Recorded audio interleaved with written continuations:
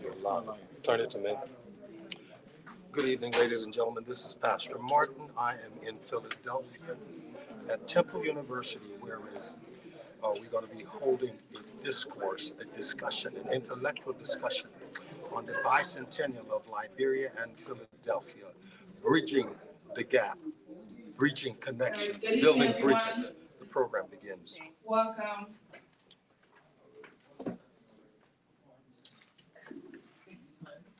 All right, thank you for joining us as we continue the Philadelphia-Liberia Bicentennial discussion.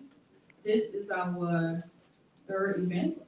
So this is a part of a series of events that's going to take place over the entire year. Every single month we're going to have an event. So this event is entitled 200 Years of Liberia, Philadelphia-Liberia, U.S.-Liberia ties, and under the theme, Bridging the Gap, Strengthening Relationships. So at this moment, I'm going to introduce our host. We try to sing the Liberian National Anthem and the American National Anthem to start off. So we're gonna get started. Sorry, we're running a little bit late behind. Understand. Thanks for understanding. I appreciate it. And he is eventually going to introduce our panelists. Okay. So after the event, we will have a brief light refreshment in the backfield, some drinks, soft drinks, to either take with you or just hang out and eat in the back. Okay. So I'm going to call Reverend Martin to just sing the national anthem, Liberia and U.S. national anthem. Thank you very much. And I'll be back. Why don't you put your hands together for Conglo? She does such a great job.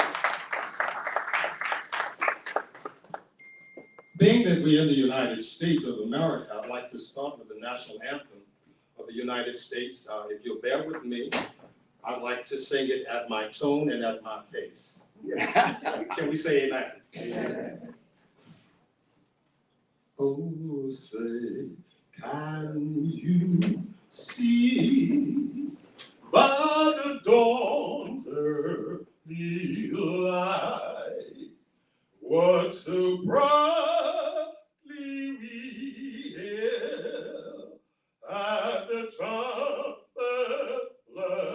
gleam, whose broad stripes and bright stars through the perilous fight over ramparts we watched were so gallantly streaming under rocket's red lit, the bombs bursting in air, gave through the night that our flag was still there. Oh, say that star-spangled banner yet wave over land and over free and the home of the brave.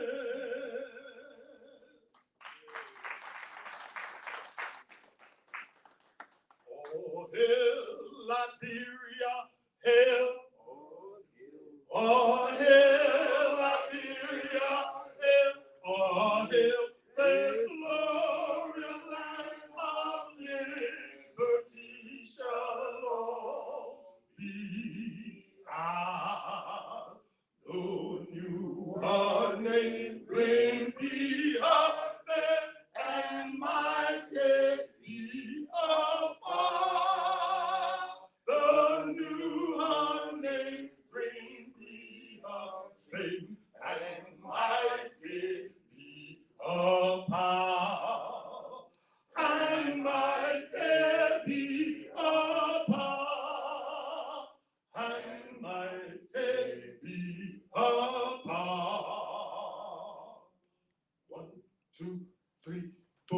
and joy and gladness with the heart united we shout the freedom of our red benighted. Long live Liberia, happy land, a home of glorious liberty by God's command, a home of glorious liberty by God's command. All hail Liberia, hail. All hail Liberia, hail. All hail in union strong success is so we cannot fail. With God above our rights to prove, we will all prevail. With God above our rights to prove, we will overall prevail. We will all prevail. We will overall prevail.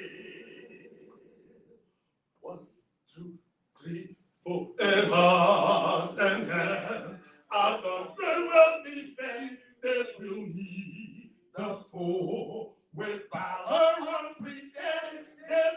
Long live Liberia, happy land, a home of glorious liberty by God command, a home of glorious liberty by God command.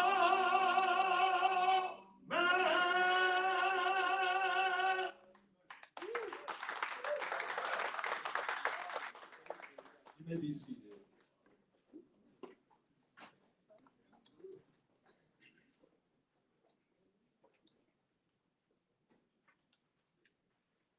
We will now have greetings by the Honorable.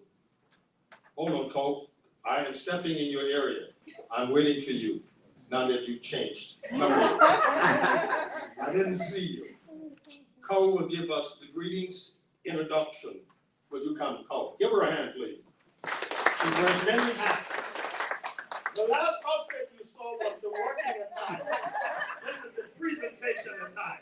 Give it up one more time for Cole. Thank you, everyone. Thank you, Reverend Martin. And at this time, we're going to call on Honorable Jeannie Blackrock to give greeting remarks. Please give her a round of applause. Thank you. Thank you. Good evening. Good evening. As always, I thank God for the privilege and pleasure of being here with all of you. We are enjoying this celebration, another celebration to celebrate the 200th anniversary of Liberia. I bring greetings not only from the city of Philadelphia, but certainly from Echoes of Africa and from the Mayor's Commission on African and Caribbean Immigrant Affairs that I chair, that we started in about 2000. I will call on Stan Schroeder to greet all people formally as he should from every place in Africa. All of you who are here, I thank you. I say especially Malefi Asante, who even made a speech in Liberia, and we thank him for all that he is and has been to our people on both sides in this world, in Africa and here. I want to thank Stan Schroeder, Chairman Emeritus, and Volky Jabata from ACANA for inviting me and for choosing me to give greetings, and for Stan, if you're coming, you can come forward so you can name those folks that I need to name. And we mentioned Volky Jabata because, you know, in ACANA we are creating Africa Town, and that's going to be the most exciting project in history of the city. So let me say again, greetings. We thank you for being here. We wish you all well. We're looking forward to a wonderful panel discussion. And I'm going to turn this for Stan Schroeder to mention those by name whom I should, and he will be happy to do for us. Thank you. Please give another big hand. Mr. Jamie Blackwell, many of you may not know, but without the work of Mrs. Blackwell when she was in City Council, there would be no Echoes of Africa, there would be no Mayor's Commission on African Caribbean Affairs, and we would not be as far as we along as we are with the Africa Cabinet. Both of you, just take a minute, because I just want to recognize you as one of our primary partners in ACANA. Just bring a word. No big speeches, but little words. As he's coming up, I do want to introduce please take a stand up for a minute. Yvette, on your cover, you'll see the Global Philadelphia Association. Yvette is the president and CEO of the Global Philadelphia Association.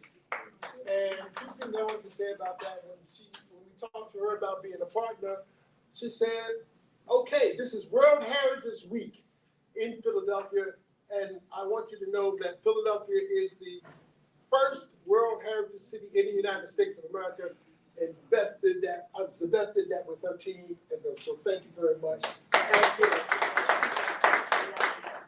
Also, I wanted to, Lefty's going to come up with Doc stand up, because if you guys are, I'm not website savvy, and I'm not in the YouTube, but the one thing I do get is all of the YouTube presentations of the great Dr. Malefi Kente Asante. Please, Doc, stand up. We are honored to have him with us on our program, but as you know, this brother is not only, and you can read his bio, he's not only here in Philadelphia, he's educated people around the world, and more importantly, he's one of the most written scholars in all of the United States of America in terms of his work. Afrocentricity International is one of what he's doing, so I'm honored to be able to call him a friend, but also to be able to know such a great scholar in our community here. So thank you again, Malefi. Thank you. And one of the things before I get to, we all talk about the greatness of Lincoln University, but we do very little about it. And so when we began this program with ACANA and also Janie and Cole began talking, I had to hold it, and began talking about it. Our great friend, she's not here, she has to be on her way, but Ms. Gloria Dulin Wilson said, you gotta do it at Lincoln University. So I said, why? Bofi tells me about the connection of Lincoln University to Liberia in this founding. So I called Dr. Dibi, and she goes to tell me history, and Dr. Sante. She tells me about the same, and let's talk about Gloria, and she's here. She's right here on my home. And I do want to say one of the great friends that Lincoln University has is Dr. Sante up at Temple University, because he told me, you need to meet Dr. Poe. All of those scholars there, and he introduced me to him personally, so I want to thank you for that too, Doc. And so the idea was, how do we get us all together, scholars and everything? And so Dr. B, please stand up, because she is the one that made it possible ultimately for us to be here this evening. So thank you very much. She's also one of the scholars on this program to speak also. So let me just stop quickly, and this is my buddy here. He's my friend, my buddy, my partner. Even when I got to go cry, I go cry on his shoulder, okay? And my wife says, where you going? I said, I'm going over ACANA with Bofi. She said, what? What you got going over there? Bofi, say a little bit. Greeting to all. It's an honor to be here and to be graced by the presence of Dr. Asante, Dr. Jabati, Zebeth, and Gloria, and all of our panel. But tonight we are also honored to have among us here Mr. Frederic Conglo, a childhood friend. And Tawan is going to be president of Liberia.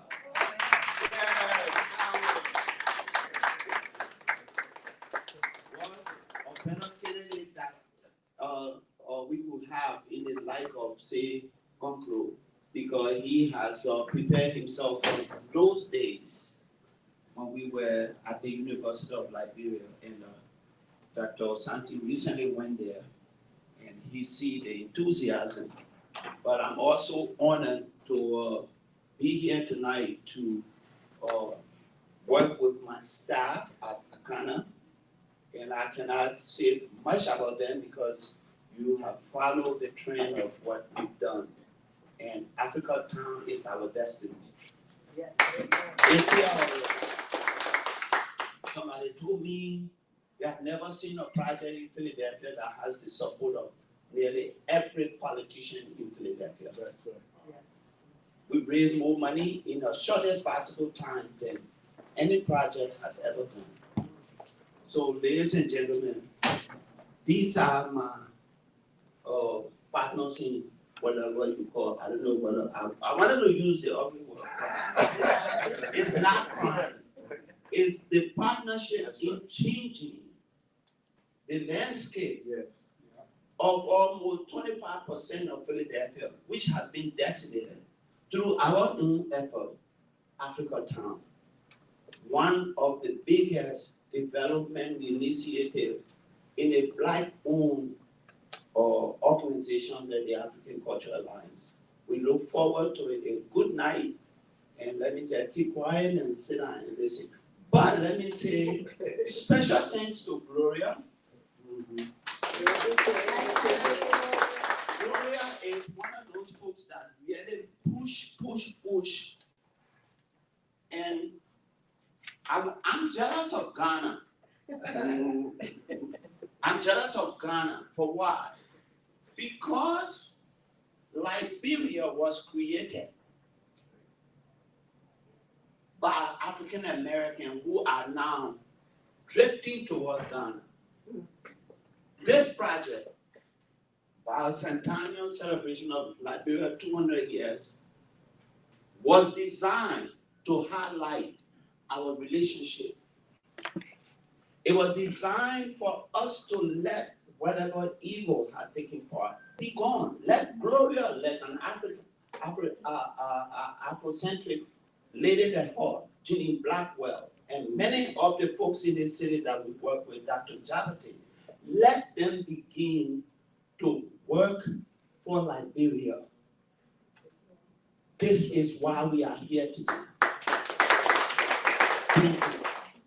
Thank you, Kofi. Mr. Blackwell, thank you. Reverend Martin, you next.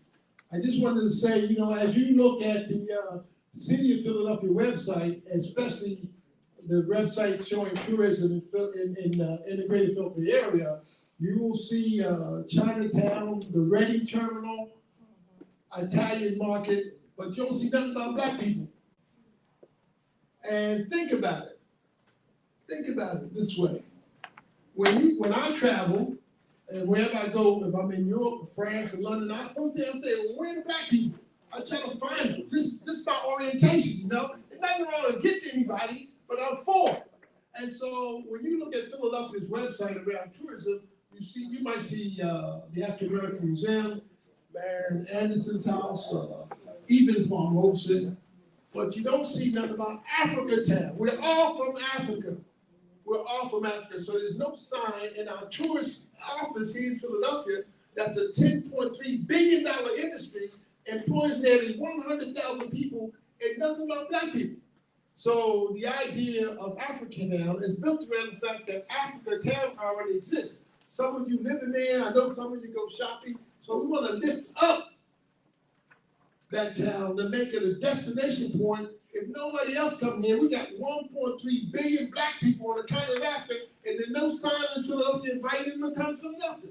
We got to change that, and that's what Africa Town is going to help us do, to build the wealth in Africa Town, to make it a destination point for everybody that wants to come and visit, to see the rich and diverse culture of African and Caribbean people in the greater Philadelphia area. God bless y'all. Thank you, Reverend Martin. Thank you. I'm sorry. Forgive me for taking so long.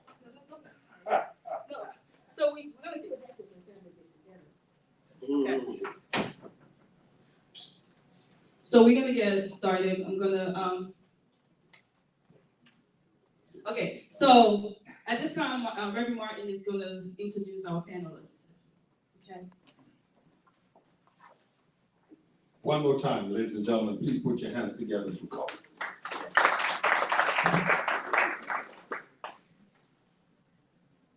One, two. Let me say this, many in the internet land are asking what this is all about, so I want to read the cover before I introduce our distinguished panelists. May I do so? This event is part of a year-long series of events commemorating 200 years of the arrival of free Black Americans on the shores of West Africa, resulting in the establishment of the Republic of Liberia, West Africa. The celebration of this historic moment in the Republic of Liberia and U.S. history is sponsored by the Mayor's Commission on African and Caribbean Immigrant Affairs, the U.S. Liberia Chamber of Commerce, the Liberian Ministers Alliance in North America, African Cultural Alliance of North America, ACANA, African Caribbean Business Council of Greater Philadelphia, and other leading organizations of the African diaspora. Let's put our hands together for our sponsors. I am given this august task of introducing to you some of the most prolific minds in the United States who have made great contributions to the continent of Africa and have made great strides in the United States of America through their erudite learning, through their prolific lives, and through the great effort they make in bridging bridges, amen. But first, let us put our hands together for Global. Give it up for Global and their instrumentality in having us here. Global meeting worldwide, amen. Thank you so very much for the role you play. Our panelist, he is an African-American with a full African nomenclature, meaning his name bears witness of his soul. Malik K. Asante, professor and chair, Department of Africology and African American Studies here at Temple University, International Organization for Afrocentric International, and president of Malik K. Asante Institute for Afrocentric Studies. Let's welcome first our panelist, Dr. Malik K. Asante. Don't stop till he sits. Don't stop. Keep getting it to him. Keep getting it to him. Right here, sir.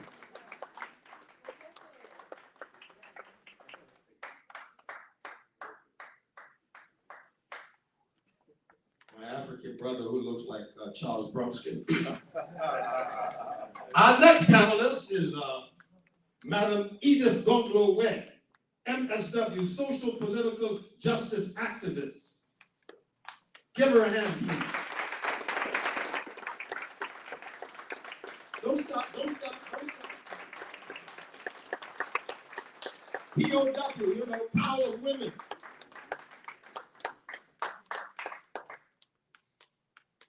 Our next panelist is the distinguished Director of International Programs at Lincoln University, Dr. Defani Jabate, EDMA. Let's give it up for the doctor. We got a doctor in the house.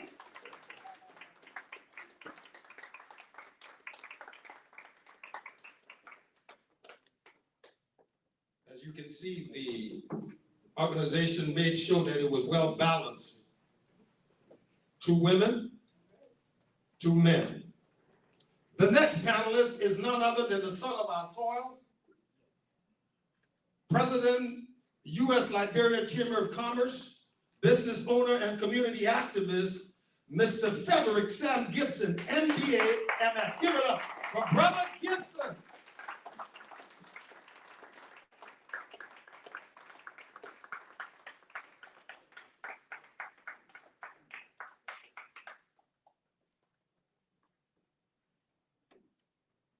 We want to thank the panelists for taking off their busy schedule and time to come and be with us this evening. I would pass the mic briefly for them to introduce themselves, tell us a little about themselves and what they do. I'm going to start with the African brother. Give it up for Dr. Sante. Thank you very much. I'm just very delighted to be here. I'm Levi K. Asante. And you have heard the introduction in terms of what I do, but I love Liberia. And when I was asked to be here, I just said, wow, I just want to come and be with this program. In fact, I spoke in Liberia about 2 months ago. And at the university.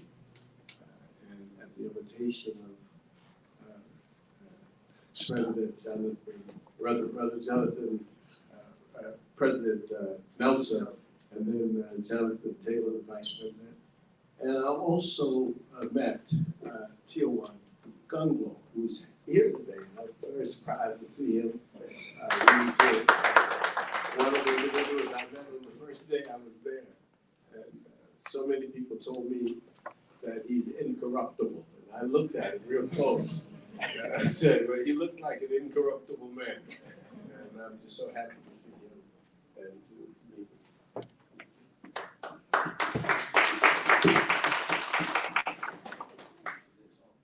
Well, this is a tough one for me, sitting here and, sharing the high table with these highly acclaimed living men who have earned their spaces in our society. My name is Edith Conglo, a Liberian, who has lived between the two worlds, Liberia and Philadelphia, the city of broken love and with sisterly affection. I graduated from Temple University about 12 years ago. And then I went back to Liberia. I worked in the public sector in Liberia under the former President Ellen Johnson Sirleaf in her first term as superintendent of the second largest county in the country. That's the equivalence of a governor, position that I served for nearly 2 years. And I'm back here in America, doing what I did before I went to Liberia. I'm just glad to be here tonight to celebrate this great event with all of you, and especially sitting with these very acclaimed individuals. Thank you for having me.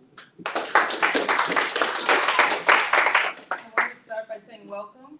My name is Dr. Dafina Jabate, and I welcome you on behalf of Lincoln University. We are at the University City campus, but as you may or may not know, Lincoln University has a main campus about 1.5 hours to the west. And the main campus is where the founding of Lincoln University began in 1854, and the founders of Lincoln University had strong ties with Liberia, so the connection from Philadelphia and Lincoln University and Liberia goes back. We just celebrated our 163rd graduation about a week ago, so it's continued. It's a historically Black university that continues strong, as well as has its origins in the connection with Liberia, where the first graduates of Lincoln University went to serve as missionaries in Liberia.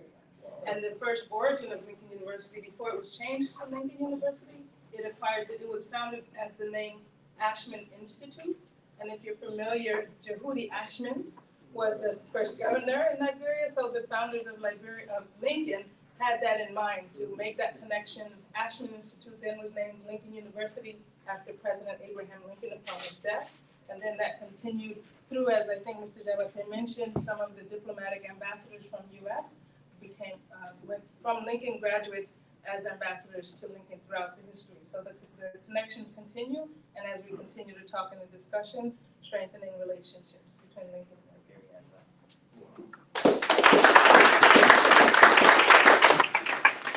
Thank you. Good evening, everybody.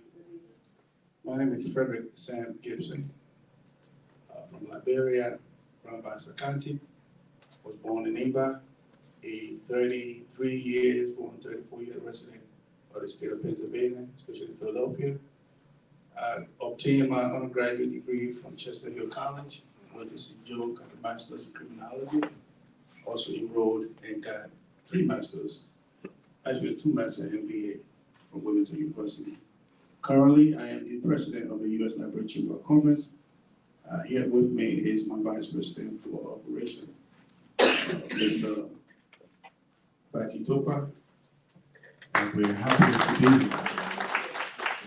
I am extremely happy to share this stage with, like my sister said, with honorable men and women. And today's discussion, we hope, will tend to look at how we can bridge the gap. I will be speaking to you from a business perspective because when I first started here, I started as a petty trader on 52nd Street, selling records. And today, here we are. Thank you, and let's have a good conversation. Come on, we can do better than, give them a hand, give them a hand, give them a hand. My brothers and sisters, we're here talking about 200 years relationship. What does it mean? How did it get started? Where are we, and where do we go from here?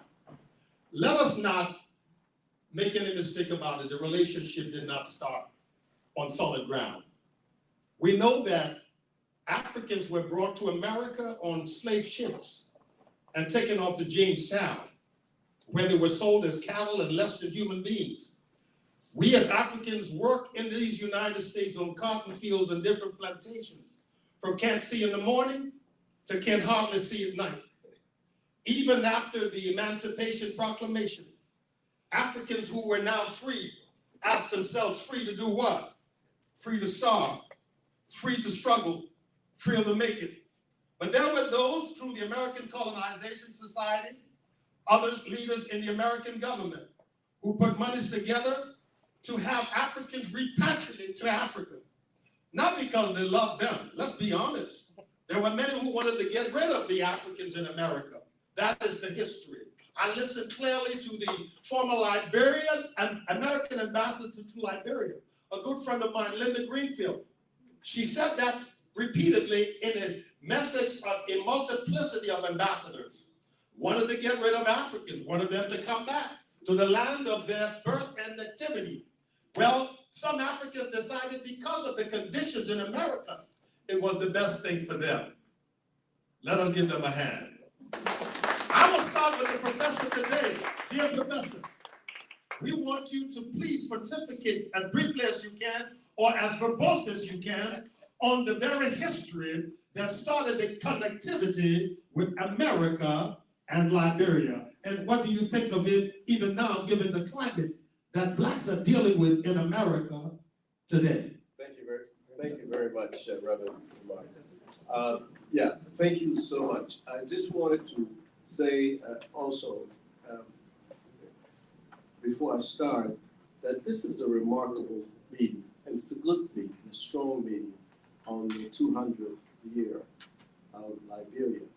And I want to thank Jamie Blackwell, who's done so much for me and so much for people internationally. She is a model for the rest of us. And Brother Stan Strada has just been taking me by the hand and mentoring me in many ways in African affairs. And I appreciate that. And Volpe helped me prepare my speech for Liberia. I just want to let people know that I'm very, very proud to be a friend with him. Now let me just talk about, you know, I always bring controversy when I talk. That's okay. You know, but so let me just, I like courageous conversations. I like deep conversations, right? So in 1822, Denmark Vesey was hanged. Denmark Vesey was a man who had actually fought in the Haitian War against France. And we came to South Carolina. He wanted to lead a revolution against the enslavement of African people in South Carolina. So he plotted an insurrection, and he was captured, and he was hanged in 1822. 1822 is the year that, when we talk about Liberia, we always start with 1822. Certainly, people can talk about its relationship to Sierra Leone and so on, but we do know that the Elizabeth, when it came, it had only 86 people. The ship from New York to Liberia, 86 people. And over the years of the people immigrating to Liberia from the United States, there were about 11,000 people total. Now, in 1822, Harriet Tubman was born. And Harriet Tubman was born during the year that Liberia, that Africans left from New York to go to Liberia. So there had been percolating among the Africans, many who were free, but the majority ultimately who had been enslaved, who said, you know what, there has to be a place better than this. And those people, and Reverend Martin mentioned it, those people with their courage, their audacity, you think about this.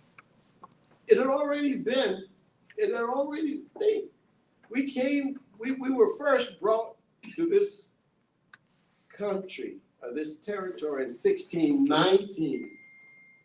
So it had already been 200 years that Africans were here.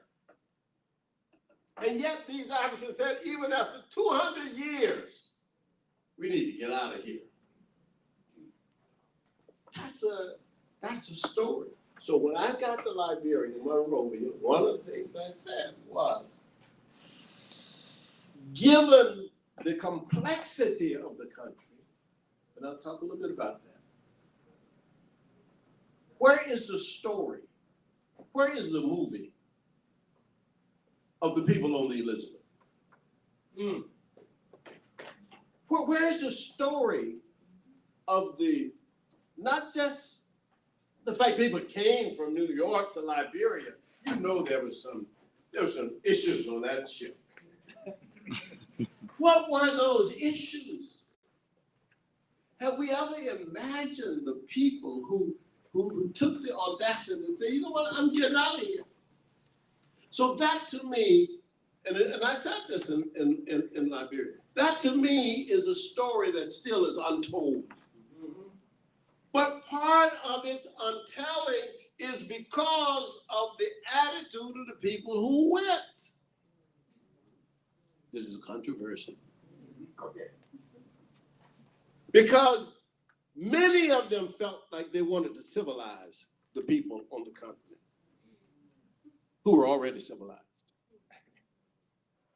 That's a problem.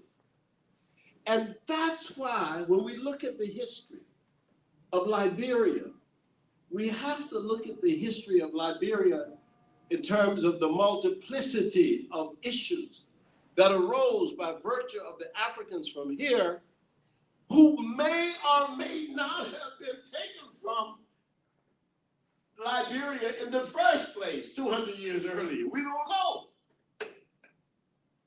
Because it was not recorded that the 86 people who went back initially, it was not recorded they were from this ethnic group or that ethnic group. They were just from America. You see? So we don't know where these people.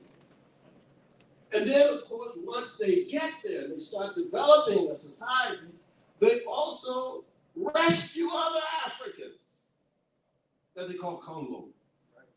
You remember that? Yeah, I know that story, right? I just read one of them. I mean, that's how I got my information. And talk to both. Right? But folks, I'm not gonna blame you for all this. You know, because I don't want to get you in trouble. But okay, all right. But so it's extremely important that we understand these complexities. Now I want to say a few more things because I know there are many other people to talk.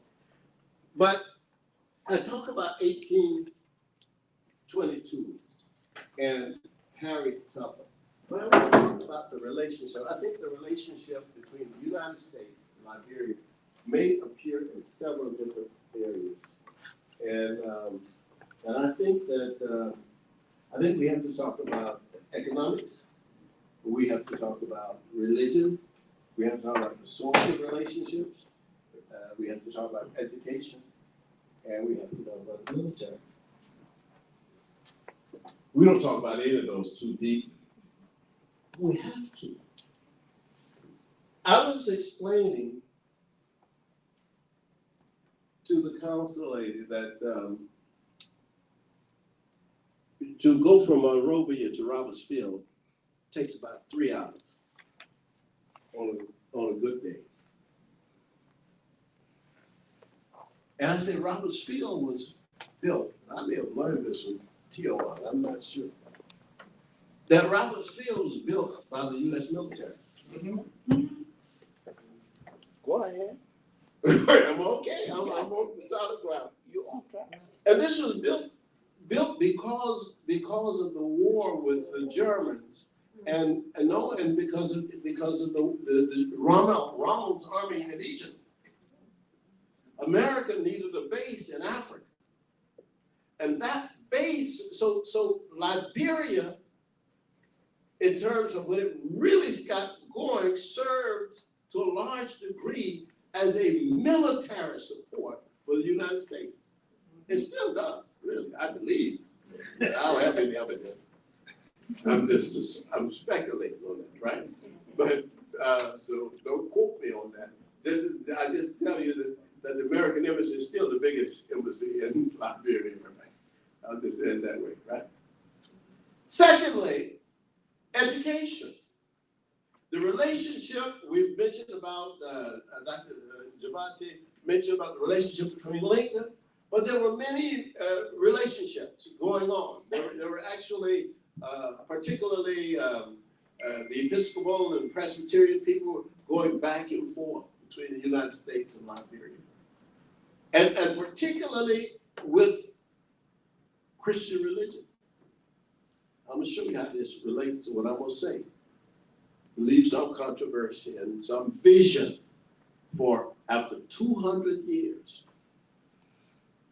The third thing is the social relationship, because there has never been a time when Liberians did not come to the United States and people from the States did not go to Liberia.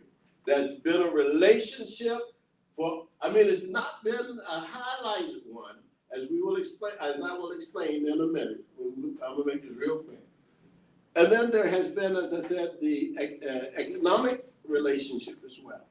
So economic, religion, military, education, and the economic one is spotty. And the reason it's spotty is because the United States with the rubber companies. You remember the rubber companies? Firestone, Goodyear.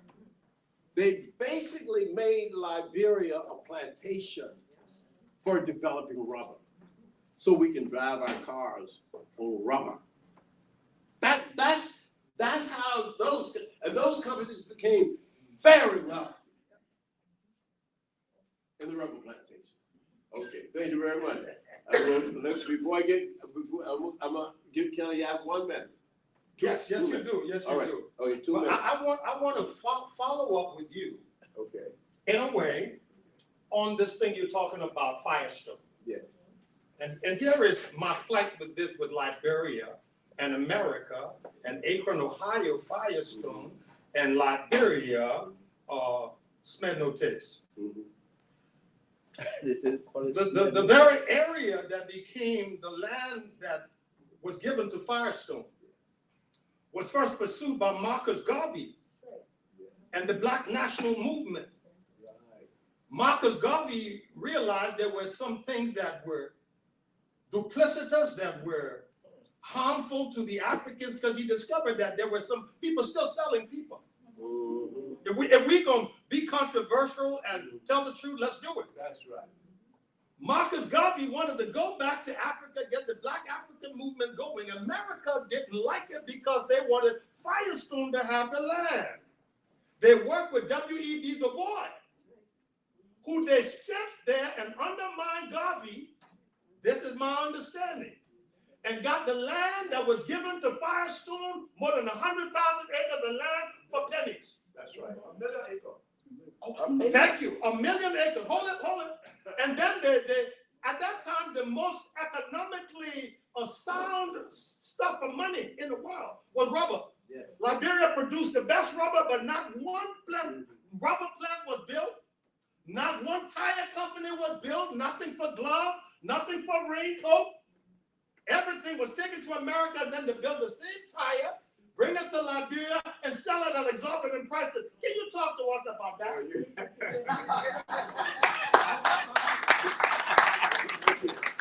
Brother, there's nothing more to be said. You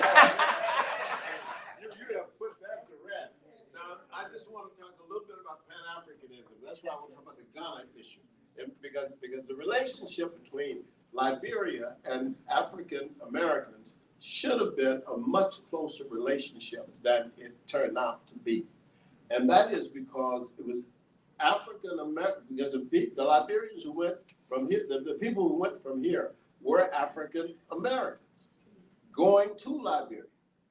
And so my provocative point about that is that the problem happened to be that they went with the ideas that they discovered among the white Americans. And they took those ideas to Africa as if they were missionaries to the rest of the African people. In Ghana, we didn't have that relationship. In Ghana, the indigenous people fought, gained their independence, and Nkrumah spoke about Pan-Africanism for the whole black world. Who, by the way, was a Lincoln University grad. That is true, Gloria. I mean, when you talk to a group like this, you have to be very careful. Everybody is an expert.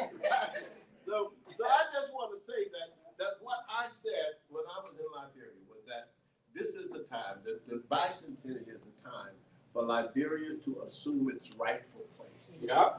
And it's rightful. That's what it's rightful place is as a leader of the Pan-African movement. That's its rightful place.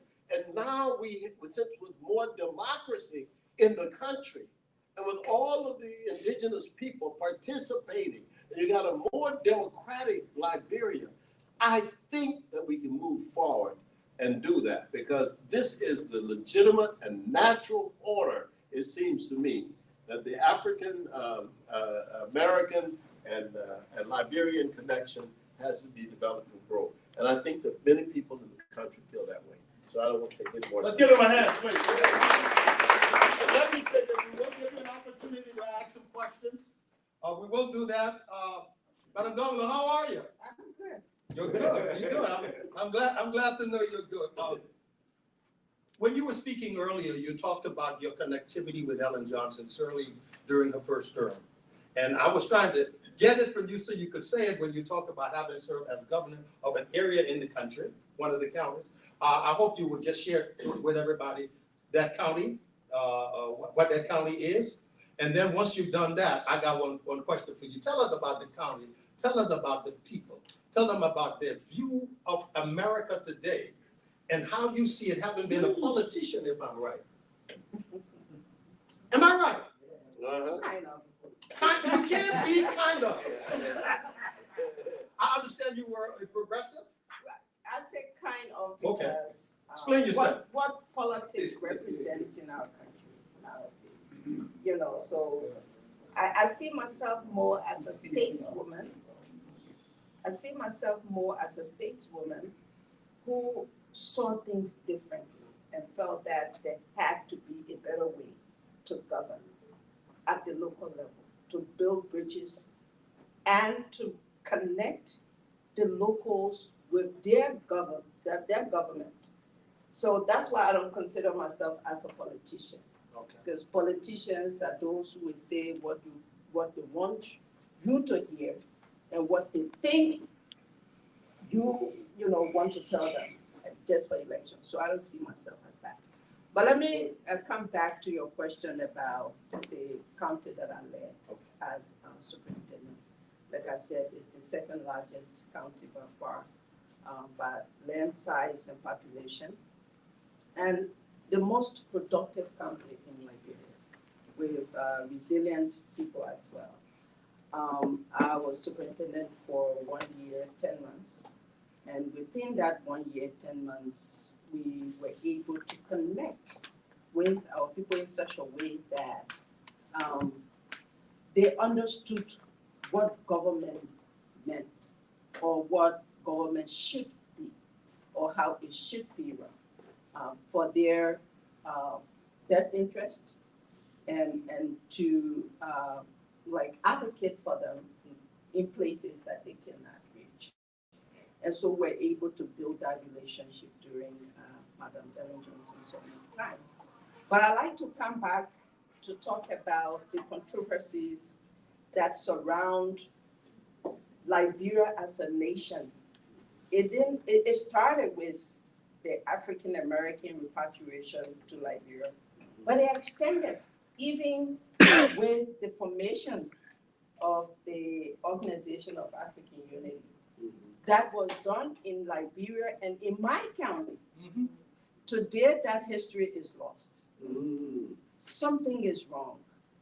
Today, all you hear about the Organization of African Unity and now the AU, that's the African Union. You hear that it was formed in Addis Ababa, Ethiopia. There is some missing link where Liberia does not claim its space and its place in history. We have such a rich history, but what I can sum all of that into is lack of leadership that has been spanning nearly over 170 years of the existence of the country. Our country has been so disadvantaged to be led successively by leaders who not all of them, but the majority, we're talking in terms of majority, because the good ones never really lasted, who have been led by people who just wanted to fill their pockets, for lack of a better way to describe it. And so because of that, they never went after the history of our country. The rich history of our country was never really discovered. And so you have today other countries claiming the space and the reputation that Liberia should have. Liberia is actually or should have been the beacon of hope for the rest of Africa. It was the first independent Black country. And I said to myself, this was a test case to see if Blacks could self-govern. And that test would have been such a beautiful test if it was not undermined with all of the different facets that we've heard about. The Marcus Garvey situation. You know, whenever someone who was more Pan-Africanist in their vision rose up, there was another contradicting factor to undermine them. And so Liberia has been shortchanged over the years. Come back to the Bicentennial City, looking forward.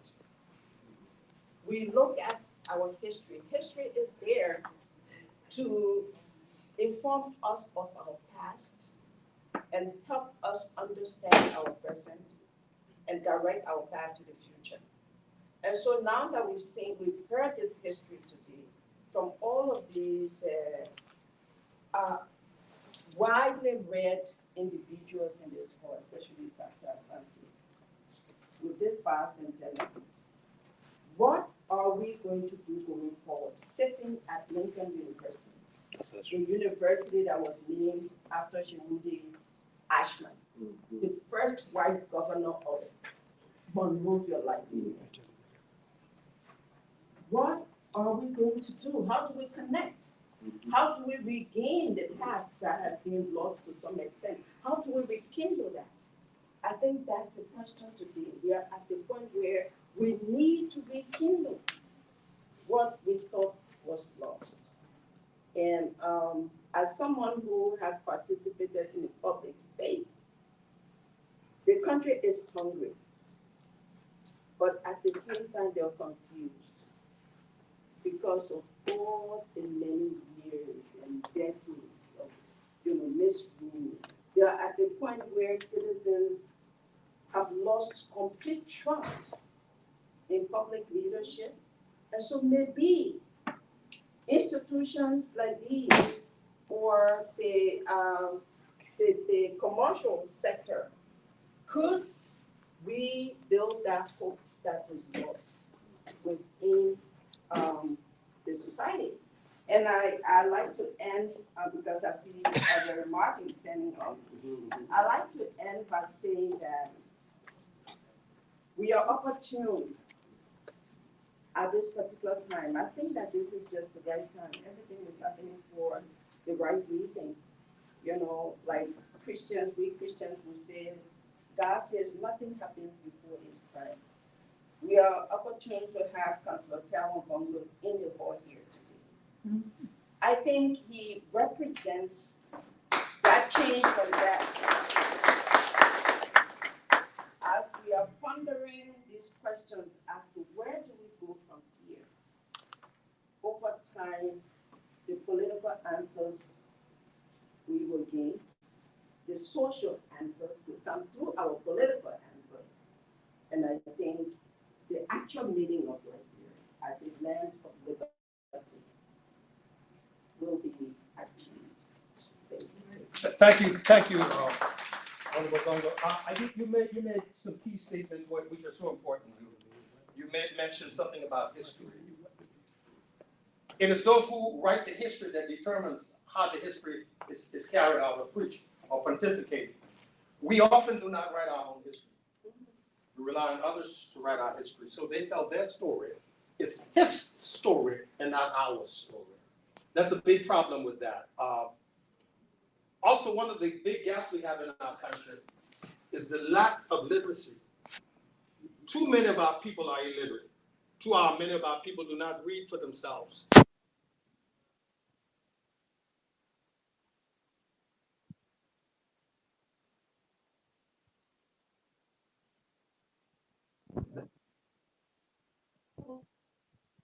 But all the information that is ever given right now in our country is brought by radio. Radio.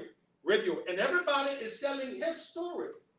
And we live in a world of a lot of misinformation.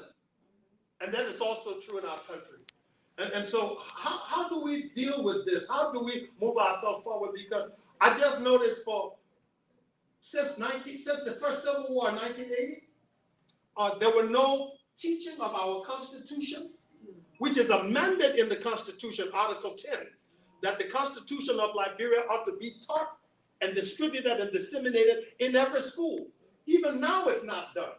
So the people do not know their right, they do not know their strength. All they say is that people think.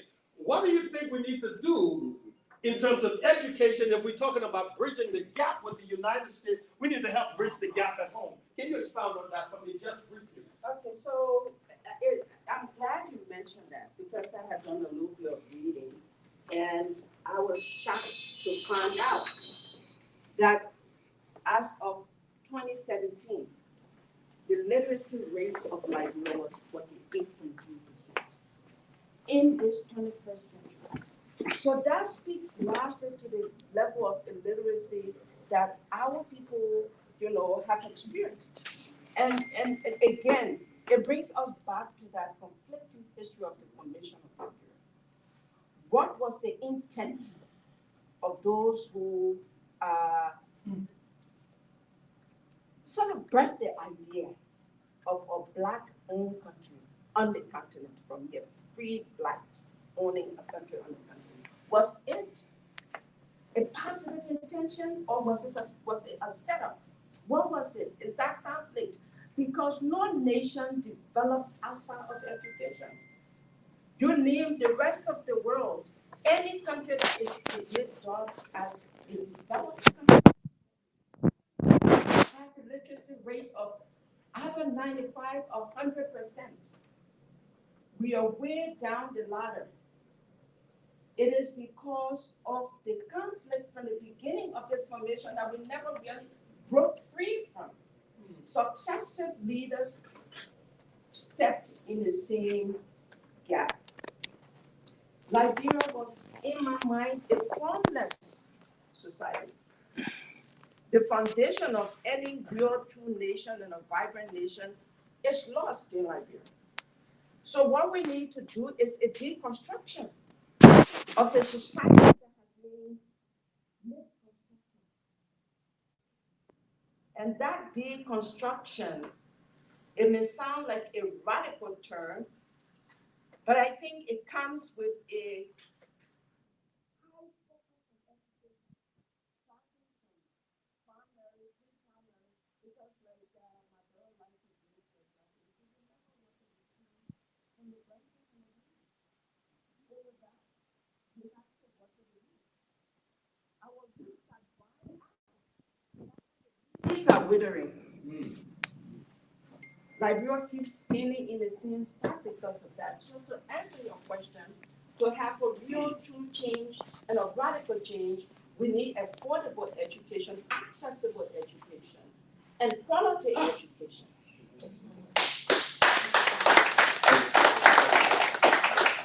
It's not about the universities. It's about the foundation. Because by the time our students get to the university, they're already lost. You have university students who cannot write a fitting sentence. They are victims of a flawed system. And they go ahead to re-victimize others. So we have this cycle of victimization going on. It has to stop. And it starts with us here. And what better place to have that conversation than Lincoln University? I'm glad you brought up Lincoln University. Started not just to educate free black men in America, but to prepare them for nation building in Liberia. That was the purpose of the university. I think we can rekindle that today. I wanted to. This is a perfect segue. We have our sister. Let's give Conglo a great hand for that. We have a well-educated or well-erudite, learned panel. Let's give the panelists a hand thus far for what they've shared. Thank you so much for that, those points that you raised, because some of Lincoln's history speaks to the issues that you raised, and also you, Reverend Martin. 2 points I want to mention about Lincoln's history that prove as examples of some of the critical approaches on progress. One is writing our own history. So when we talk about writing history, like I mentioned, Lincoln University celebrated 163rd graduation on the Sunday, May 15th this year. Horace Mann Bond was the first alumni president of Lincoln University, and he wrote a book that's about this thick, very heavy. It's called Education for Freedom. In it is anything that you could think of about Lincoln's history, and I think it goes up to a certain point. It's not up to the present, but it's that historical, deep research that scholars do. Every little line, everything, that the background story preceding Lincoln, as well as the dynamics of as the university developed, as well as chronicling each president. So when I wanted to look up and find out what was the foundation of Lincoln, what led to 1854 being the creation, I was able to see that James Amos was a black man in the free town of Hensonville who was curious about wanting to get an education. He knew that John Miller Dickey had gone to Princeton University. He approached him and said, "Can you teach me?" And so after his persistence, James Amos was able to convince John Miller Dickey to found Lincoln University. John Miller Dickey was connected with, like you mentioned, Professor Asante, with the religion. So John Miller Dickey was connected with Presbyterian. When James Amos said, "I want a place to live, to be educated," John Miller Dickey approached other Presbyterians from the Newcastle Presbyterian in Pennsylvania, Delaware, and Maryland, raised funds and allowed for the Ashman Institute to be created. And because of John Miller Dickey's understanding that there was that connection with the Presbyterians and the missionary in Liberia, that's why he put it into the naming it after Jehudi Ashman. So that book is filled with so many details that even in 2022, we can go back and trace that lineage, and then see that when James Amos and his brother Thomas Amos and Armistead Miller were the first graduates of Lincoln. They graduated in 1859. The following fall, they were in Liberia.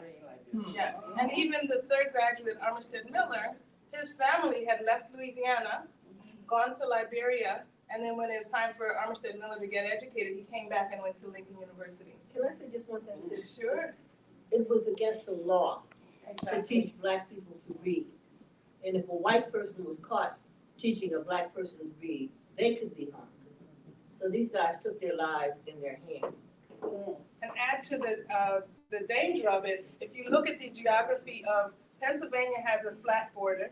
On one side is Maryland, which was a slave-owning state, and on the other side was Pennsylvania. And so people who were seeking their freedom had to risk their lives to cross into a free state, and because of the Fugitive Slave Act, they could be persecuted across that land and be brought back. So it was in addition to seeking education, but also defying the law and risking their own lives. So, but just to the point of writing our own history, that's one of the many details buried in the book by Lincoln University President John Horace Mann Bond.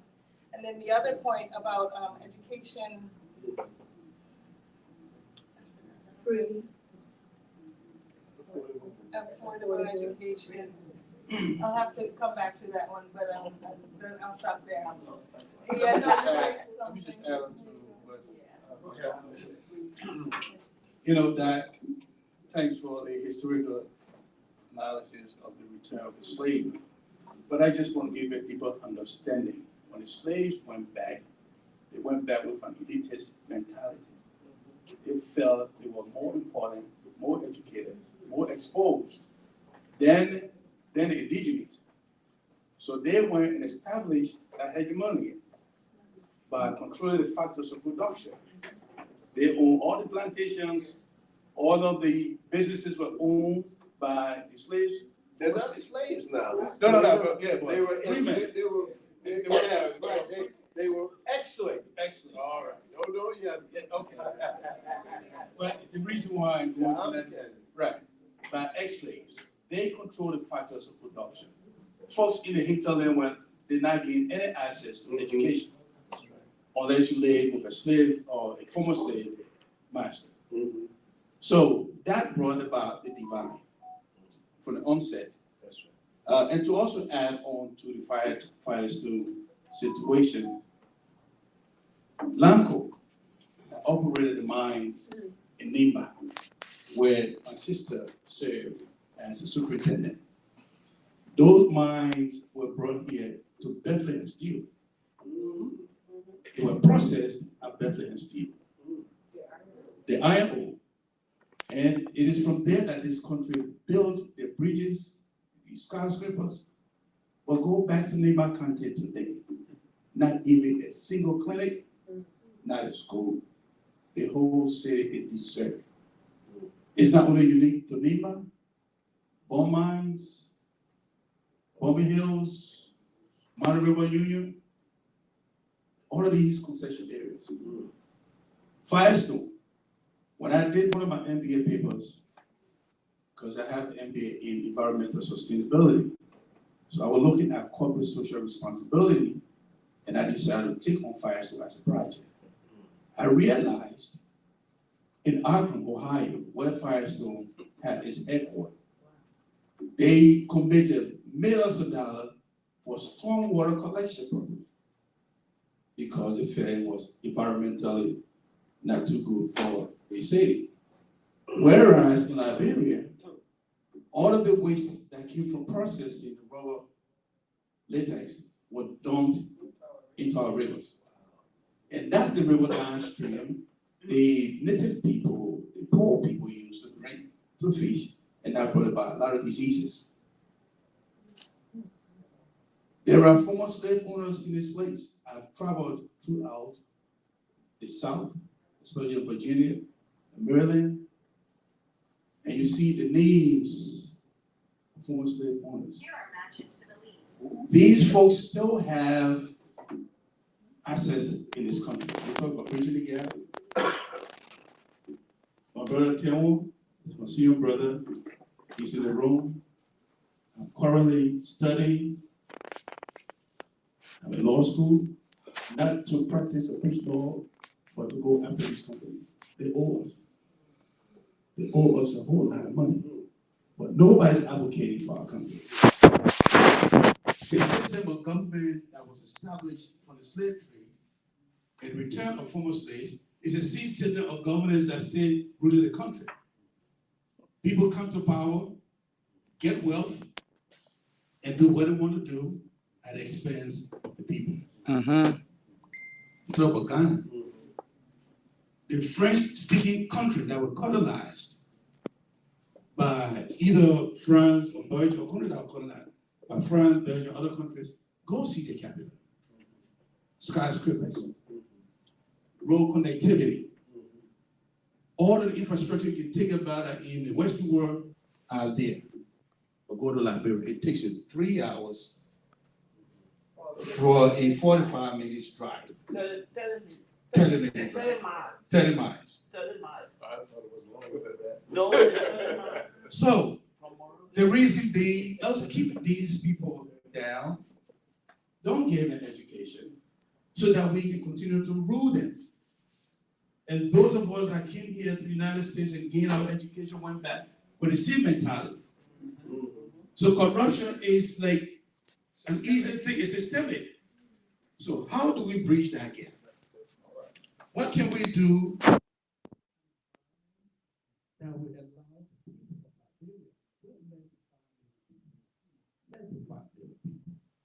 with all the mineral resources at our disposal? Why? At the bottom of the line. First we move.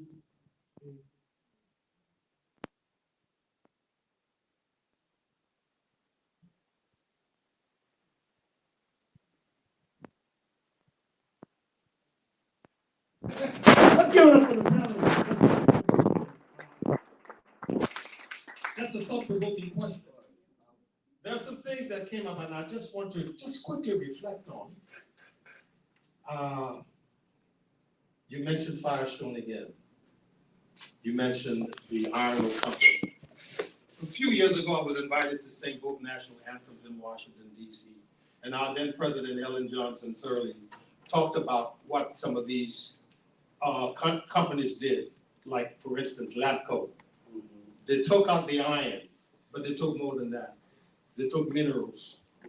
They took diamonds. They took gold. And what did they leave us? They leave us a big hole.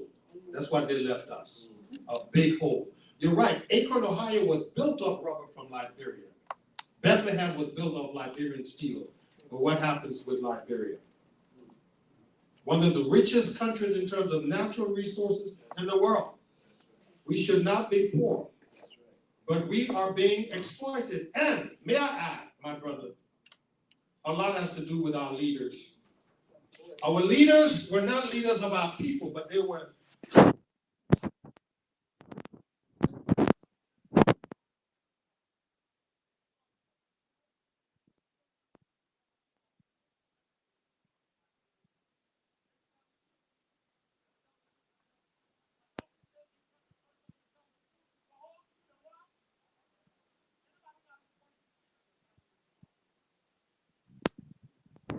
My name is Gary Watson. Gary Watson. Yes, sir. And I'm happy to highlight the fact that I was invited to this, and I had also happy to celebrate the fact that I visited your country. I just came back December 1st. And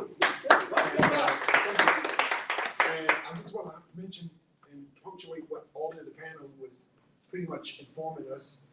I was there, I was amazed to find out you guys didn't have a post office. I was amazed that the kids had to pay $400 to go to school. These are the questions I did. I have a background. I used to work for KYW here many years ago before my was TV show. So I have that genetic gene about reporting and information. I asked a lot of questions. I saw a lot of police very corrupt there. Very corrupt. We come into that. And you know what else was shocking to me? Is that it's such a beautiful place. The people are so nice. Yes. But you guys are lacking with tourism because of the crime. I don't know if you know this. I took Air. I was just telling Mr. Gibson. I arrived there on Air France. They don't have Air France anymore. For some reason, it just happened in the last 5 months since I was there. I came in with my vaccination shots, COVID shots. I get to your airport in Monrovia, and they shake me down for another $300. These are the kind of things that, with the internet, it doesn't take long Before that is the pandemic of information that can cripple and paralyze any country that's trying to revitalize themselves. I think the core of your problem, what I saw, is the political atmosphere. Yeah. If you guys may be able to be the antidote, and I applaud you guys because you're already tapping into what the problems are. But you're gonna have to be able to take the spearhead and you're gonna have to generate and create some kind of movement beyond those perimeters. Yeah. Because that's the only solution. And I was a tourist and I fell in love with all the people there. It was so nice. I like the country, but we can get this tourism going. We can partnership with people like icons like Jamie Blackwell. Believe me, you can't have a better friend because she's a teacher herself. She don't want to tell you her background. She's a teacher, so she has that consumption for the expansion of knowledge for kids and education. I was shocked when I found out that there's so many kids in your population cannot attend school there and they don't have $400. Yes. Thank you for this opportunity. I'm gonna go back. I want to talk to Mr. Spence. I'm hoping that I can partnership with you on some future projects. But once again, I want to applaud all you people for coming to this because you guys are going to be the nerve and you're going to be the pulse of hope for your country. Yes. I'm coming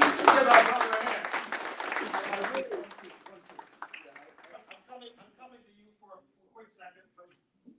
I just want to piggyback on Martin Luther King's word. He says, our struggle is inextricably bound with your struggle. We are one people. I'm coming to you, my sister. Yes, sir. Okay, yes, sir. Are you getting me on the mic? I'm not getting a volume. Thank you, Lord Martin. And thank you, our able partners.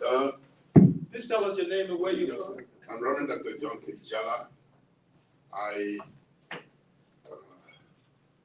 worked for 23 years at the JFK Medical Center from the construction time to the time there. And as technician, the last 8 years as chief engineer of the medical center.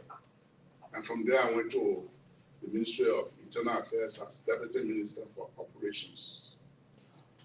My sister, I got two sisters, and okay, and almost like you have meeting of the minds before your kid is so planned how you presented it. I want to thank you, Prof, and all of you. My sister used a word that she didn't have the time to elaborate it, and she proposed deconstruction. Deconstruction. And this is a word in Liberia that government official, you use it, you are dismissed.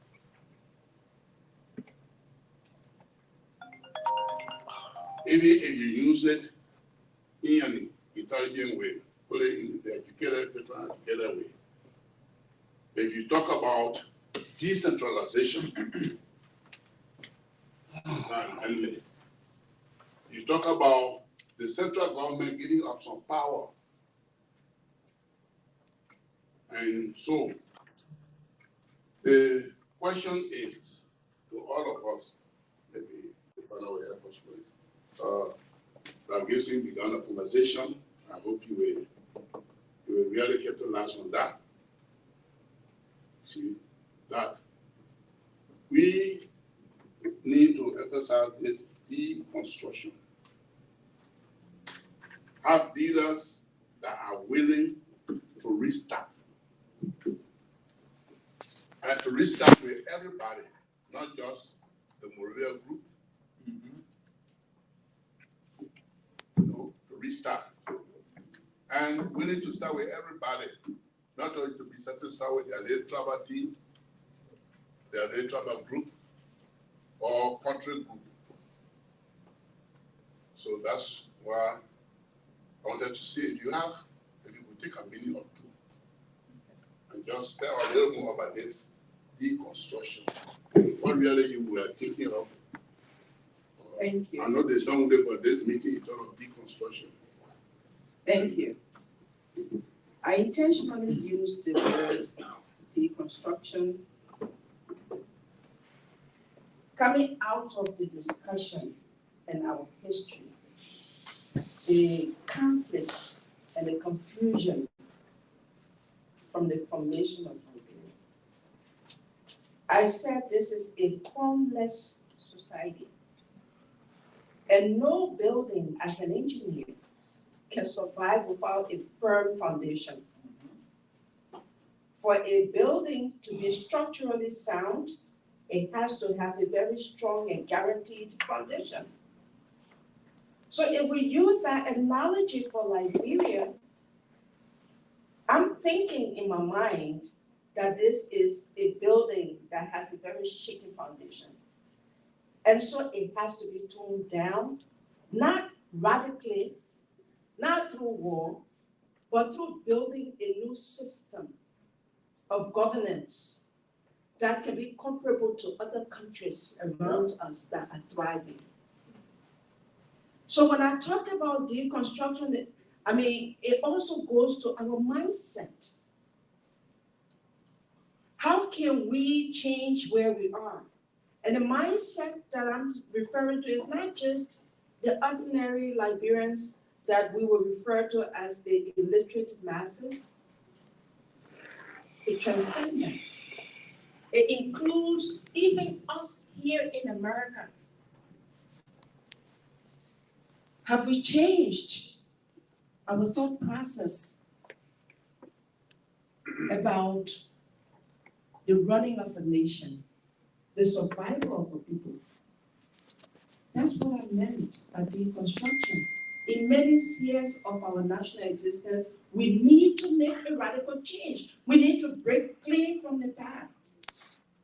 But what I see happening is successive leaders step in the scene, for lack of a better word, like it's like a puzzle, you take out one piece and you put the same piece back. That fits right in the same spot. We need to change that. We need to rearrange the entire puzzle and rebuild a new puzzle. And that can start with a strong character-centered, people-centered leadership. Someone, who understands, like somebody said to me, this is not a political forum, but the person is political.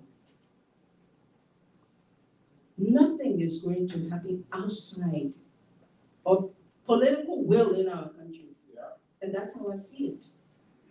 It's a small country that has been ruined by bad politics and bad politicians. That's why I don't consider myself a politician. Because of the reputation that the politics of Liberia has perpetuated in that country. And so, Reverend Jala, to answer your question by deconstruction, I meant breaking clean from the past, how our country was set up, how it was governed. We need to find a new and workable direction like others. All right. May I just add Yes. to that? Yeah, I just want to add to that, because I think that was very, very powerful. A nation, to be a nation, has to have a mission. And what I do not see and did not see is this sense of a united mission for Liberia. You need a visionary. That's why you need a visionary as a leader of the country. A man or woman who has a vision about what the nation should be. And that's why I have offered the idea of a Pan-African nation as a vision. But that's going to take the teaching at an early age of all the students into some form of national identity. Yes. Where they can have, where people can come together, not around ethnicity, but around a focused vision that in order to be the best country in the world, you've got to move in a common direction. And one of the things I did when I was there, Mr. Watson gave a very wonderful, powerful talk. One of the things I did, Mr. Watson, when I was there, because it was my first time in Liberia, I mentioned to people, I met Edith Conglo sitting in the cafe, in the restaurant of the hotel where I was staying. And he had come there because he goes early in the morning in order to get to his work before the traffic gets on the road, because it's tough. So it was, I think maybe the two of us sitting in the restaurant, we started talking. And so when I went away, after I talked with him, I went away, went into the city, and did some talks, did some tours, and I talked to people, and I asked them, do you know this guy Conglo? And they all said to me, he's an honest guy. He fights for the people. And that was some refreshing for me to hear that the ordinary people, taxi cab drivers, are telling me when I say this, because I just met this man. This man is running, want to be president of the country. Is he a good man? And all the ordinary people I spoke to said so. And I was impressed by that. Because even in the United States of America, you ask questions, this is a good guy, you don't know what kinds of you get. But it's very, very important that we have vision and that we have a united mission. And if you're running a country, you want the people to participate in that. Yes. And this is again, we go back not just to Ghana, but to other countries on the continent. And you can see that many of them have that sense of this is the goal, this is what we want to do. So certainly Liberia can do it. It has the wealth, the mineral wealth, and everything is there. It has intelligent people. It just needs to have policies where the masses of people will be given a literacy training and given training for a sense of identity and mission. Well, we covered a number of things thus far. Let me just answer this question real quick, if I may. Reverend John, my idea of revamping our educational system is this. First, we followed the American model for years.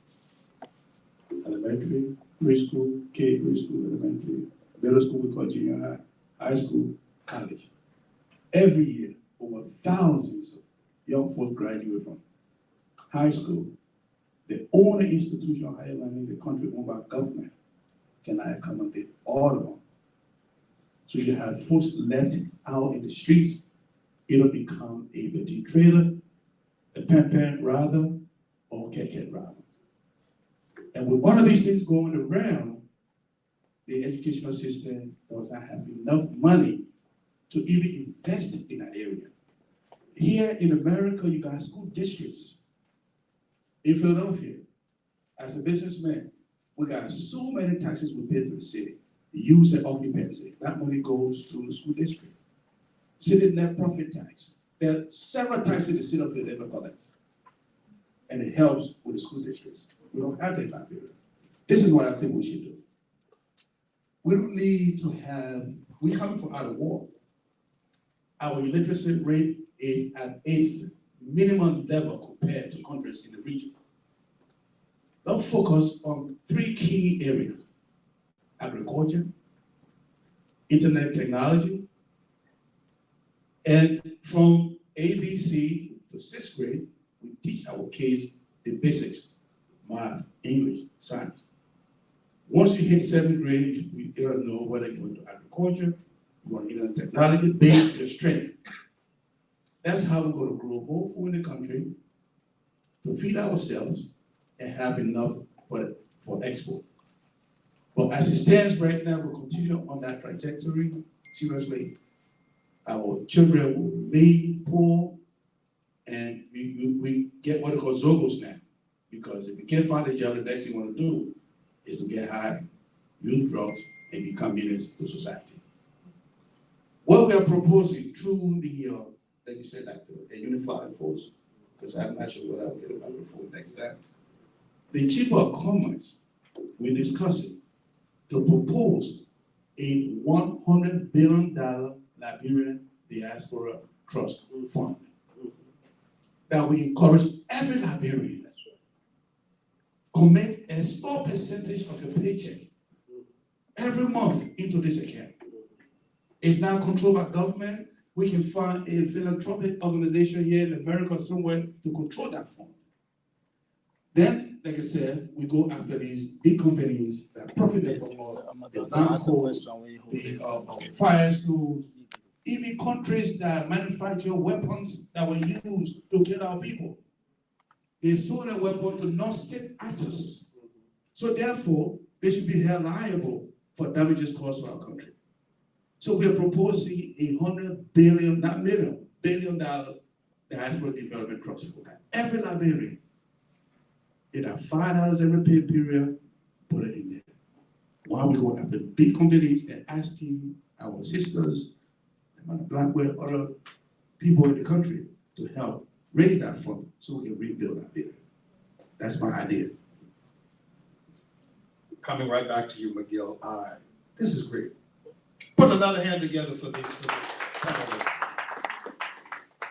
Forgive me, Brother Asante, and forgive me, Sister Conglo. I mean, you guys keep talking about the Presbyterian, the Episcopalian. Look, Liberia was started by Baptists. Let's be honest, okay? The first church built in Liberia was the Providence Baptist Church. It's called the Cornerstone of the Nation. It is where the Declaration of Independence was signed. That is the cornerstone of the nation. But interestingly enough, on the 200th anniversary, one would think that with the entourage from the United States and the special service being held at the Providence Baptist Church, that our president would show. He did not. He did not.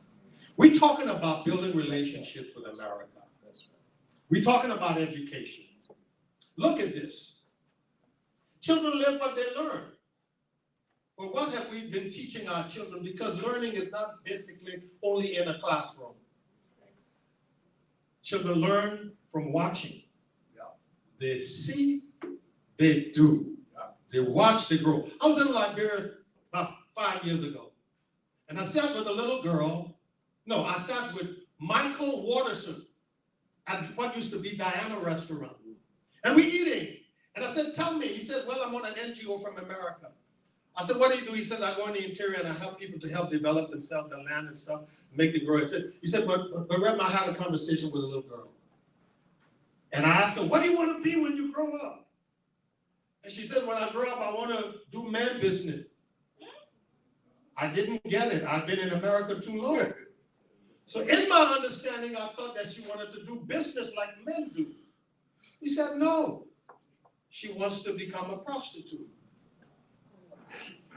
This is the aspiration that our daughter has.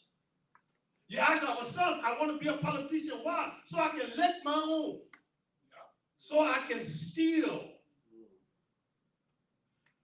When I was coming here, I listened again to Linda Greenfield. And she said, the greatest problem Liberia has is corruption.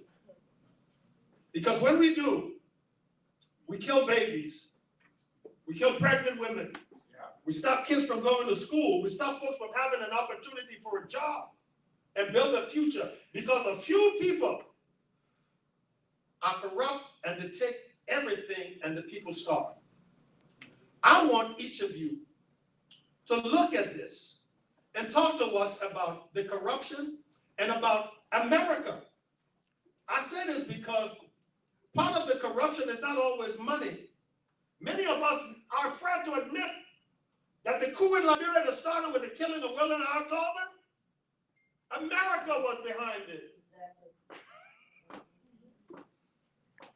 Let's deal with the elephant in the room. We're talking about 200 years of relationship. We're talking about deconstruction. We got to clean up the mess and own up to it so we can move forward. I need each of you to talk about that. I know you're an American and an African. Y'all have to kill William R. Tolman, one of the best presidents Liberia ever had. Talk about operation production, higher heights, feeding yourself. Oh, I'm sorry, I'm preaching. Thank you very much. I think I'm going to pass it on to Sister Conglo. I think, Oh, you left that alone or something? we've said enough is no living Liberian on planet Earth that does not know that Liberia's lack of development and lack of social services are caused by the looting, broad day looting of our treasury. And so I think what we haven't done, we've identified the problem. We haven't found a way to solve the problem. If you take this microphone to each of these Liberians in this room, election is coming 2023. That's next year. And we know that leadership is about character. And it takes years, decades to build your character. It takes you a second to become a millionaire. You can win a lottery overnight and you're rich. But you can never get your character overnight. You build it years from your formative time. We are not checking the background of the leaders that are asking us for their votes. We have begun singing again so that we can identify the problem that we all know. So that's why I stopped talking about Liberian problem. We know the problem. It's about time to say, how do we solve this problem? Well, are we together on that, on solving the problem? Yes, Dr. Thank you very much. I appreciate that. I didn't want to enter the fray of that particular question, but I do want to say this. I want to make a caution because I travel throughout Africa all the time, throughout the world actually, but certainly I love Africa, so I go to all the countries I can. I was just in Ethiopia not long ago. I just traveled in Africa. I'm in Africa, right? Corruption is a problem everywhere. So you can't dwell simply on the fact that you have corruption in Liberia, because corruption is in the United States. It's at a higher level, billions of dollars, not just thousands, millions, billions of dollars. It's corrupt. I mean, and in a political situation, right now we got this situation of the killing of the people in Texas. Why do you think Albert, the governor of Texas, doesn't come out in a positive way for gun control? Who pays him? You see what I'm saying? So there's a whole, the NRA is deeply involved. So I'm very cautious about, I don't want people to get the idea that only in Africa. Yes. I mean, that's the point I was reluctant, but I just want us to know that you're right. We got to deal with the local issue in Liberia, but that comes from the character issue, which Ms. Conglo was talking about, because absolutely in most African societies, the people believe that the highest virtue is not love, as the Christians say, but the highest virtue is good character. And if you got good character, and then you run for leadership, then we can talk about a person having a vision to make a society less corrupt than others. That is just. Thank you, Dr. Asante. Let me just quickly say, make a point here when he talked about corruption in the world, in America. That's true. We know corruption is everywhere. But why Dr. Famula said before, why other countries are crawling, Liberia needs to run. That's right. It's because of where we are. So we cannot do what others are doing because we're too far behind. That is why we need to start first with this one menace that we know is crippling the country. It's a small country. It doesn't take much to rebuild. But you need to clean that first. If your treasury is leaking, it's almost like a net. Now you put in the water. If you put a fishing net in the water and you take it out, it doesn't contain any water, right? That's how our treasury is, as described by Councilor Bongo. I'm just borrowing his phrase here. So we have to stop the leakage first before we can do anything substantive. Thank you. Thank you. Oh, okay, Miguel. Are you skipping Sister Gloria? And what's wrong with me? Ladies first. Absolutely.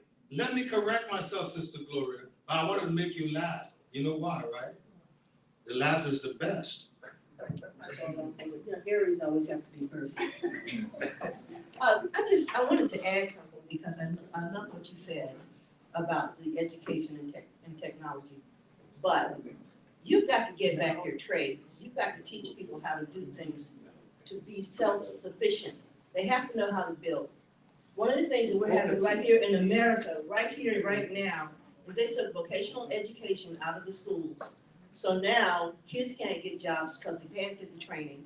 They bring people in from other countries, no offense, from other countries to do the jobs that our kids used to be able to do. So the technology is important. One person I want you to look up and read, Carter G. Woodson, The Miseducation of the Negro, which applies to Liberia like it applies to us here in America. And that will give you a good blueprint on how to get and rebuild your educational system from the ground up. Each one teach one. When I was at Lincoln University, I had a lot of classmates from Liberia who came to Lincoln, got their degrees and went back home and taught what they learned. They don't do that anymore. It used to be mandatory. You get your degree, you take it home, and you teach everybody else. Now they don't do it. That might also be because we no longer have good brother in charge anymore, because that was his rule. And then the other thing that we used to have was, I think at one point there was an incentive to get Americans over there. Americans could get 25 acres if they went to Liberia to live and teach. I don't know if that's still there, because between 1980 and now, things have changed drastically. But that used to be something that a lot of my classmates actually went to Liberia to help at that time. You're talking like, this is my 55th anniversary of graduating from Lincoln, so we're talking a little while back. Okay, the other thing that I just wanted to say, I just want to make sure that you understand that I don't care who the leader is as a president, you still have to incentivize those families.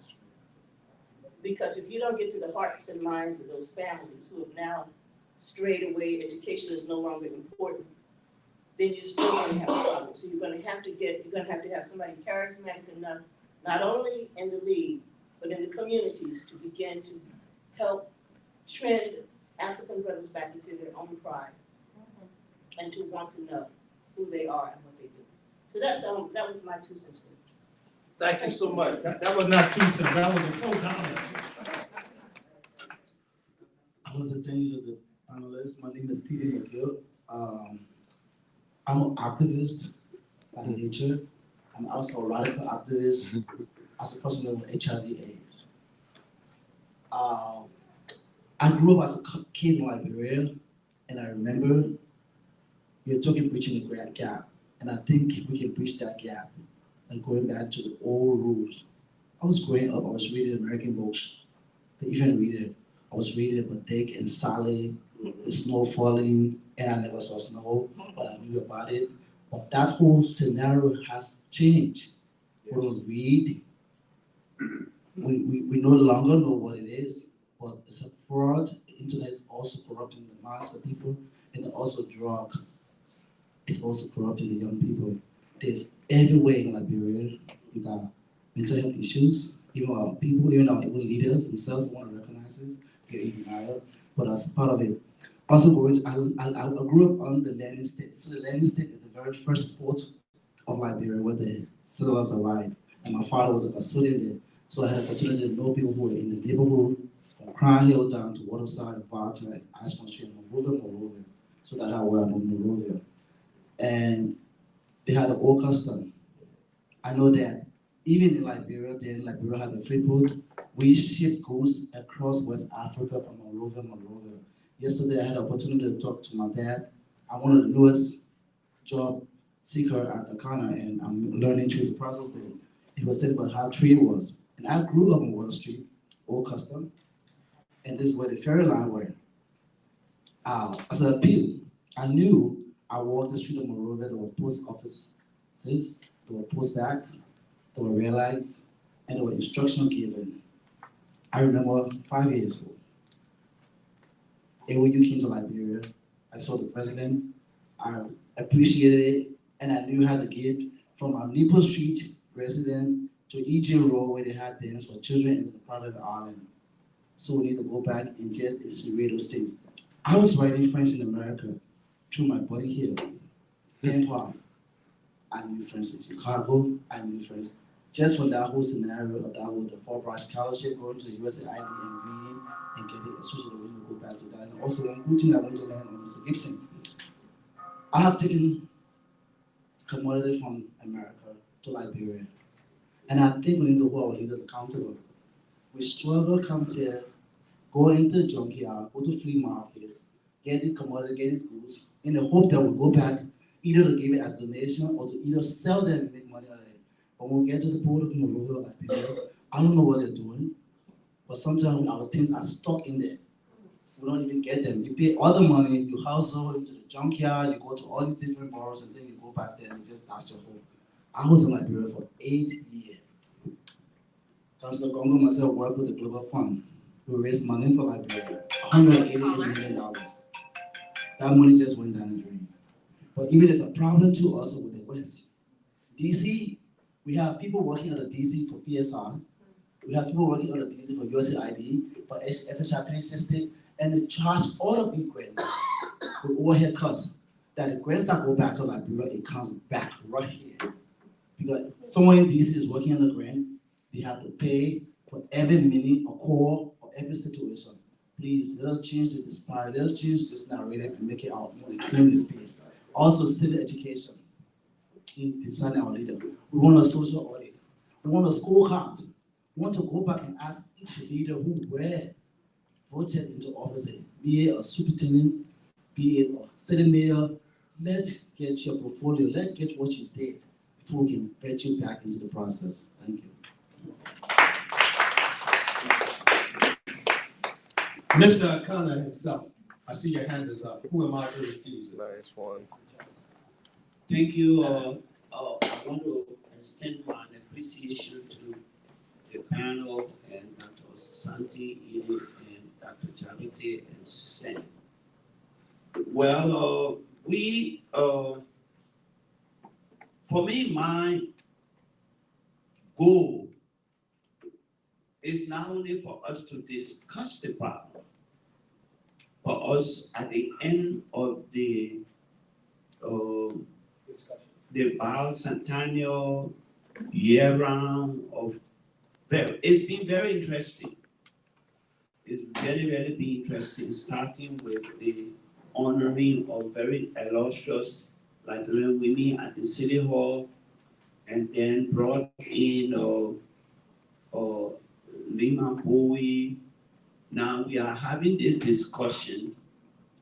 All of this is geared towards identifying the solution.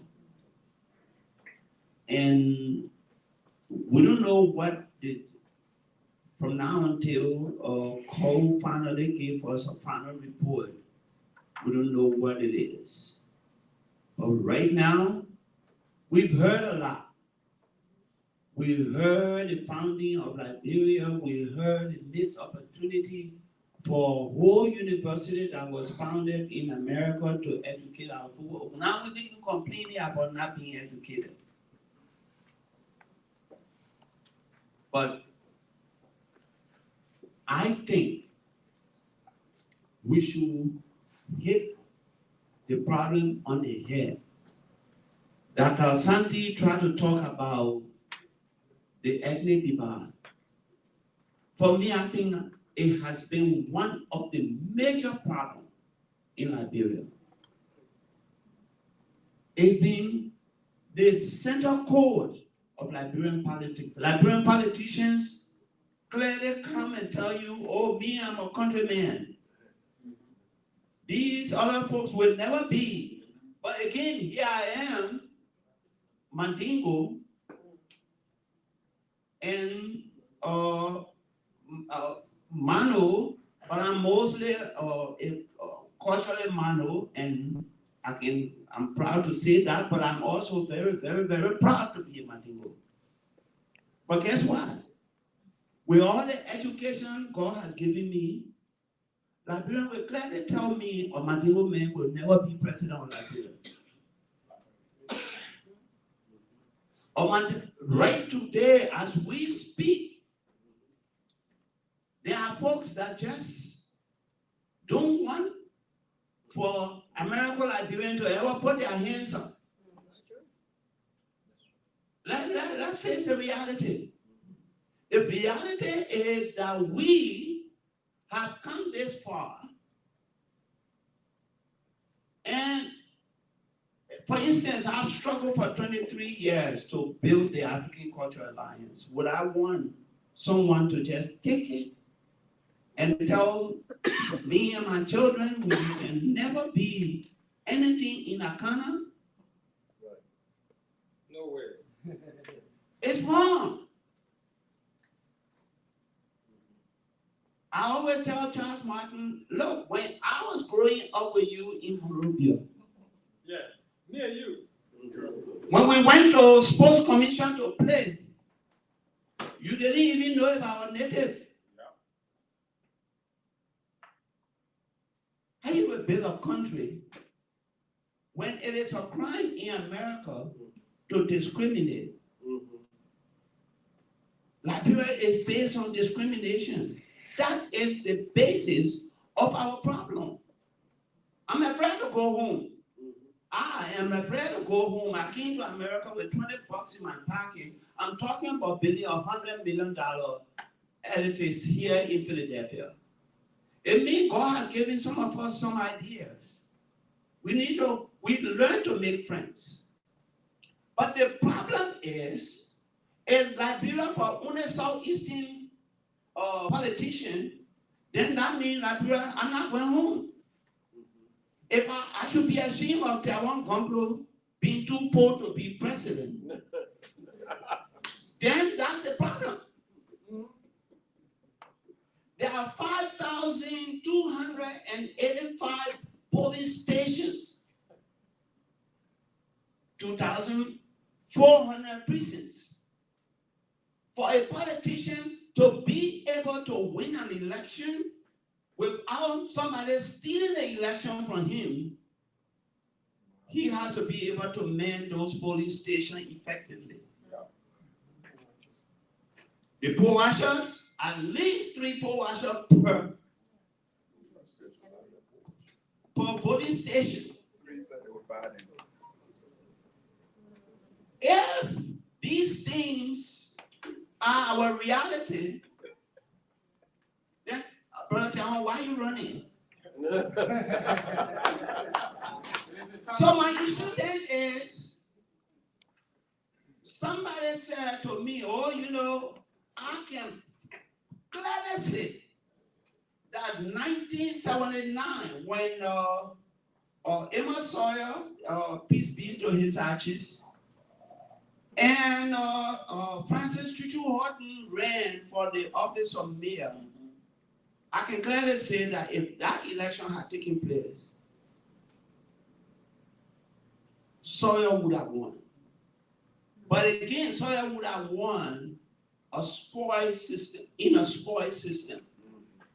We did not have a voter roll for Monrovia.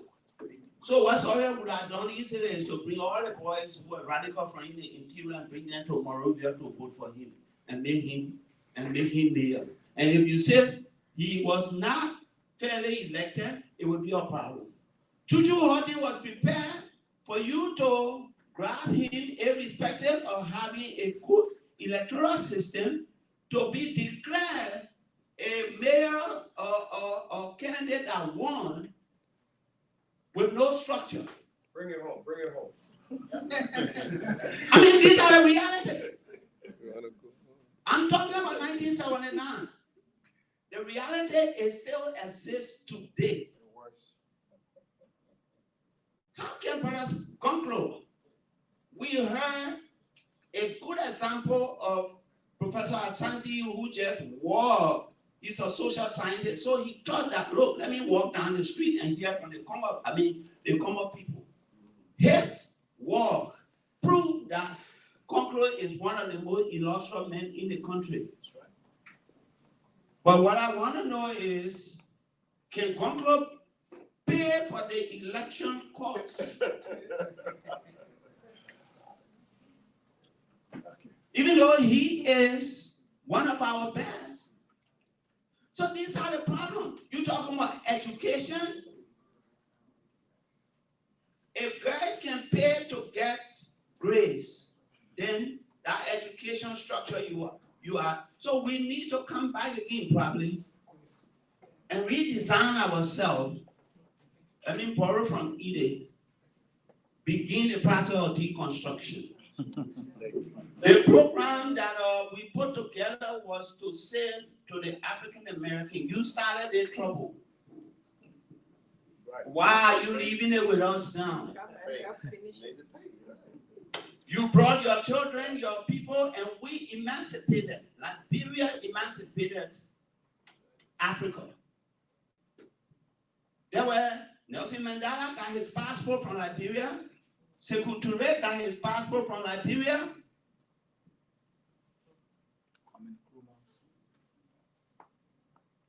Thank you. Yeah, we're trying to connect this. We're trying to connect these 200 years. Look, the night is far spent. I know we all need to make a point. Well, they said so much about you. Who am I to deny you? After everybody has spoken so well. I will come back to that. Then we will have a final word from all the. You don't need a final word. Yeah. Okay. That's good. The panelists have really stimulated and talked about a whole lot of things about Liberia. And I hope I can discipline myself to speak for at least 2 minutes. In the morning, I've been practicing law for 4 years now. I'm also a teacher. I teach law at the Only Law School. So I have this inclination of talking more. My sister likes to say, stop it. But it is a very interesting topic. We really don't know, where to start from.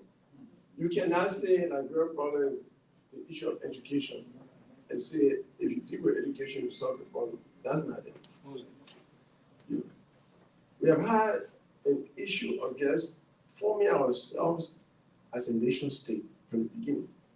The people who left from here for whatever reasons, slave masters wanted to get them out because they were free. They were just in Washington, D.C., turning around, and they could have been a stimulating factor for rebellion on different farms. So they sent them there. But the thing is, people cannot live outside their experiences.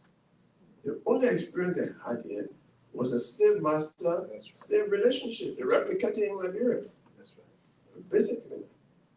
And then they said we are here to Christianize and civilize you. People who were already civilized, they were not Christians, but they believed in religion.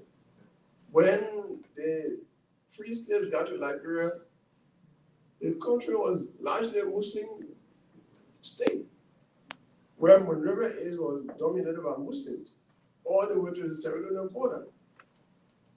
And they were the ones that gave land to these Christian black people to settle.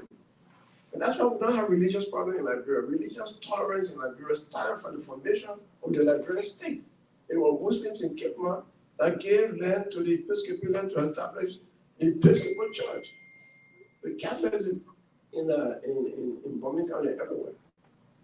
Today, when you go to Bible, you see Arabic writings on buildings. They are Muslims. So we don't have that problem. So the issue of Christianizing people who already had their religion, whether it was Islam or the African religion, was a problem from the beginning. We created a conflict, again, based on the only religion we knew was Christian religion. Question of civilization. On Stephen Allen Benson, he sent D.J.K. Anderson to the interior to find out how the people are living. He got to Musadu, and he was received about 1,000 men on horseback that the king of Busatu had sent to receive him. And then he arrived in the court of the king, and there were Islamic scholars with their scrolls. Everything was organized. He thought he was in England and visiting the king's palace. So how can you say those people were not civilized? He came back and said, these people are more civilized than we think. We need to learn governance from them. So it is that beginning of Christianization and civilization that started. And then they met people who didn't have any concept of purchasing land. They gave them land to settle, and they say, you can't come here and my land. They say, no, this is our land. How can you say that you purchase land from us? So the issue of corruption, the same issues in America here, I said, was replicated in Liberia. When they got there, Judy Ashman was a white governor. He passed power to an African American that looked white, a mulatto man, that had a straight hair, Joseph J. Roberts. He was the last governor, and then led the country to independence. We had a difficult situation. America didn't recognize that as a colony. And the British were taking territory, and he went to Queen Victoria and said, look, the people are taking our territory. He said, well, who are you? You have no status under international law. You are not a country. You are not a colony of a sovereign country. We have no international obligation to respect your territory.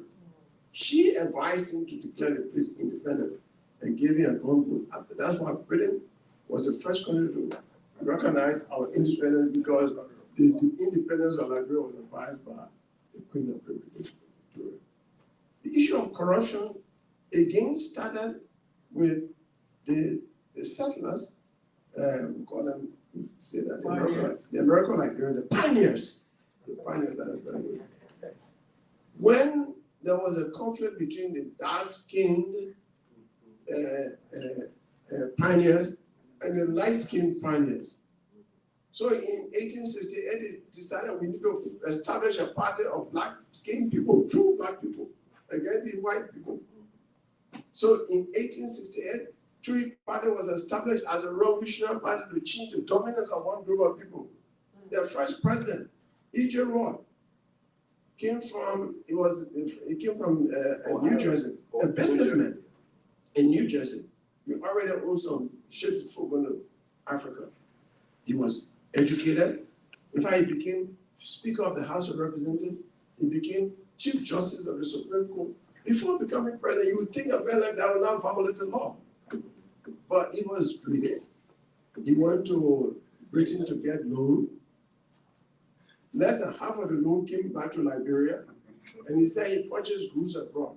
When you know, as a lawyer, the budget had to be approved, the money had to be given to the legislature to appropriate before you can use it. He did that. And then the next, right from the beginning. So then the next thing, there should have been election. He did not hold election because some kind of referendum was there. He declared that the term of office had been increased from 2 years to 4 years. And the election was not held. Even if he come out, the election, the referendum filed, he could not benefit any comment. There should have been another election. He violated the law. He was removed. That was the first coup d'etat. He died. He died. Two, they killed him. We got two versions of history. Edward Ben Harris said he was running away with stolen money, and then the kingdom capsized. See, Abayemi Cassell says, yes, he was running away because he had appointed a jailer, but he was arrested and dragged until his skin moved from his back, and he bled overnight and died in jail. So right from 1871, we have corruption. And it continued continuously until President Tubman, President Tubman, he was president of Baptist World Alliance, but I demonstrated on April 14, 1979. And over 200 demonstrators were killed, armless people. And then they buried them in, the government made a 40, they buried them in mass grave. Come on, the first commandment, thou shalt not kill. And so, the same people who bury people in the grave Master Sergeant Samuel Doe and these people, but the same people less than a year later that killed President Tomba and others and buried them in the same mass grave. We were talking about learning by what people do, what parents do, what leaders do.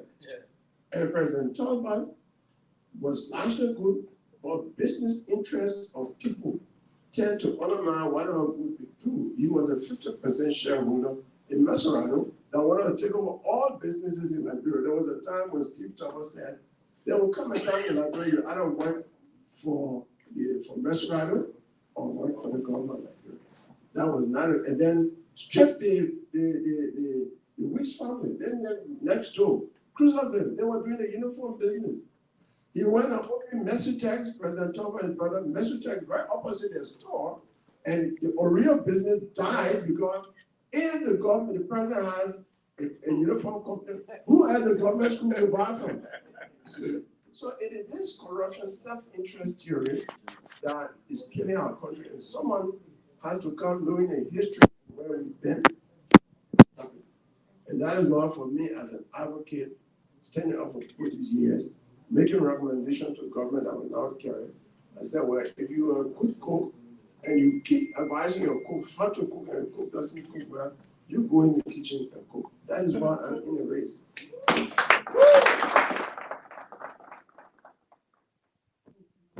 Really thankful.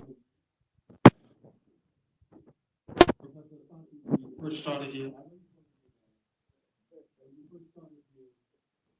And I think you talked about it in a way just now, Professor. You talk about I hate to call these fellas African Americans, but many of them were not considered citizens of America. These former slaves. I just know because Liberia became, never mind. One of the concerns I have is that these sons of former slaves and former slave owners came to Liberia with the internalized behavior of their slave masters in terms of how they dealt and interacted with the indigenous. What my brother Vafi was just talking about is that has created a great dichotomy in our nation and our people. The indigenous people are saying, no Congo man will ever be president again. The Congo man is saying, we want no countryman leading us. We want our country, same thing. It's the Trump language. Okay? Let's put it this way. And we see the same thing in America today. Okay? All the stuff that's going on is simply because of the complexions of our skin. Okay? And the same complexion we saw it with blacks against black. Lighter color black, darker color black. Curly hair black, rough hair, straight hair. You know the Custer Soda story. What I'm saying is, and Charles Bromskin, who I think you look like, spoke of it. Y'all see it, right? He said, I don't want another countryman to lead this country, and no Congo man should be president. But a Liberian should be president. Somebody who has the heart and patriotism of our nation.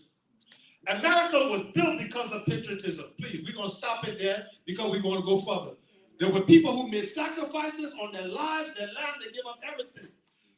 How do we feel in terms of going forward with a solution for Liberia as patriotism being a key? You have 1 minute on that, so we close. I thought you said everybody 1 minute. Yeah, thank you so much. We trying to get a solution. No, well, we've had a wonderful discussion. I don't think that any one of us can give any, direct solution except to say, let's continue this conversation in other venues and in other places. I appreciate you. Let the conversation continue. That's a good solution. Let's give him a hand on that. Just thank you so much for having me here, and we thank you for the program. Thank you. Dr. Jonathan, you got 5 minutes. Can you talk that? And I know you got some solutions. I just want to bring it back home and let you know that since you are on the at Lincoln University, and so now you see where we are located in Philadelphia. We have bachelor's and master's degree programs, and then the hallowed ground where we mentioned Kwame Nkrumah and Nnamdi Azikiwe, who became presidents of their country, spreading Pan-Africanism. Lincoln had been a centered place for Pan-Africanists as well as for students from Southern Africa who were exiled from their country as they sought to seek freedom in the fight against apartheid. They came to Lincoln University because they were welcome, they were able to develop and grow. And so that continues, the institution continues as Liberia seeks to use education as a tool for development. Higher education is the central piece of that, and Lincoln can be part of that. Thank you. We've heard a whole lot from Lincoln University and the role you play, you continue to play. On behalf of the U.S. Liberia Chamber of Commerce, we're asking Lincoln University, through you, Madam, to set up a steering committee for the launching of the $100 billion Diaspora Development Fund. So we charge the Lincoln University to speak ahead of us. We can meet and discuss that. We set up a steering committee and let's do something for Liberia. Thank you. Ladies and gentlemen, please put your hands together one more time for the panel. We want to thank you all for coming, but I will not say another word because the woman who runs everything is here. I like to say in my home that I'm the head, my wife reminds me she's the neck. The neck tells the hair where to turn. Thank you, everyone. That was a great discussion. Thank you. You know, they say what Liberian problem long, we can talk about it all day, right? If you know, it got no end. So this discussion goes forever. Yeah. So, yes, we thank you all. We do have refreshments in the back. And I want to encourage everyone, like the great professor said, okay? We're going to continue the conversation in many different ways. Not always a panel discussion, but we have a series of events throughout the year. So please, if you did not leave your number, email, please do that while you're getting your refreshments, and we will reach out to you for our next event. And I'm so, please forgive me. We're being live streamed right now on LRTN, Liberia Radio and Television Network. Please give them a round of applause. They have, because we need to carry the conversation wide, right? We need to carry it beyond this room.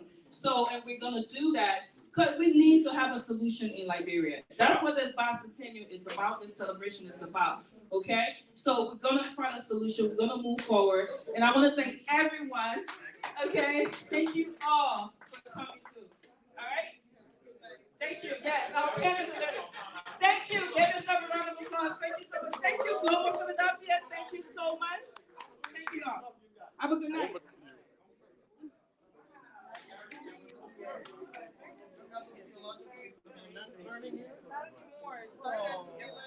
You mean no more. Okay. Turn it to me. We want to thank you all for watching. The program is now ended.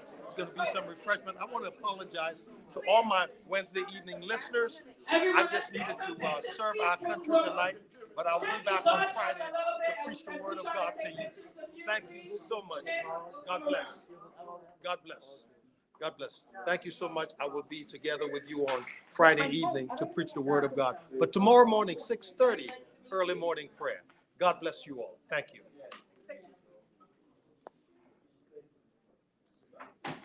Can I get it? I'm sorry. Can I just get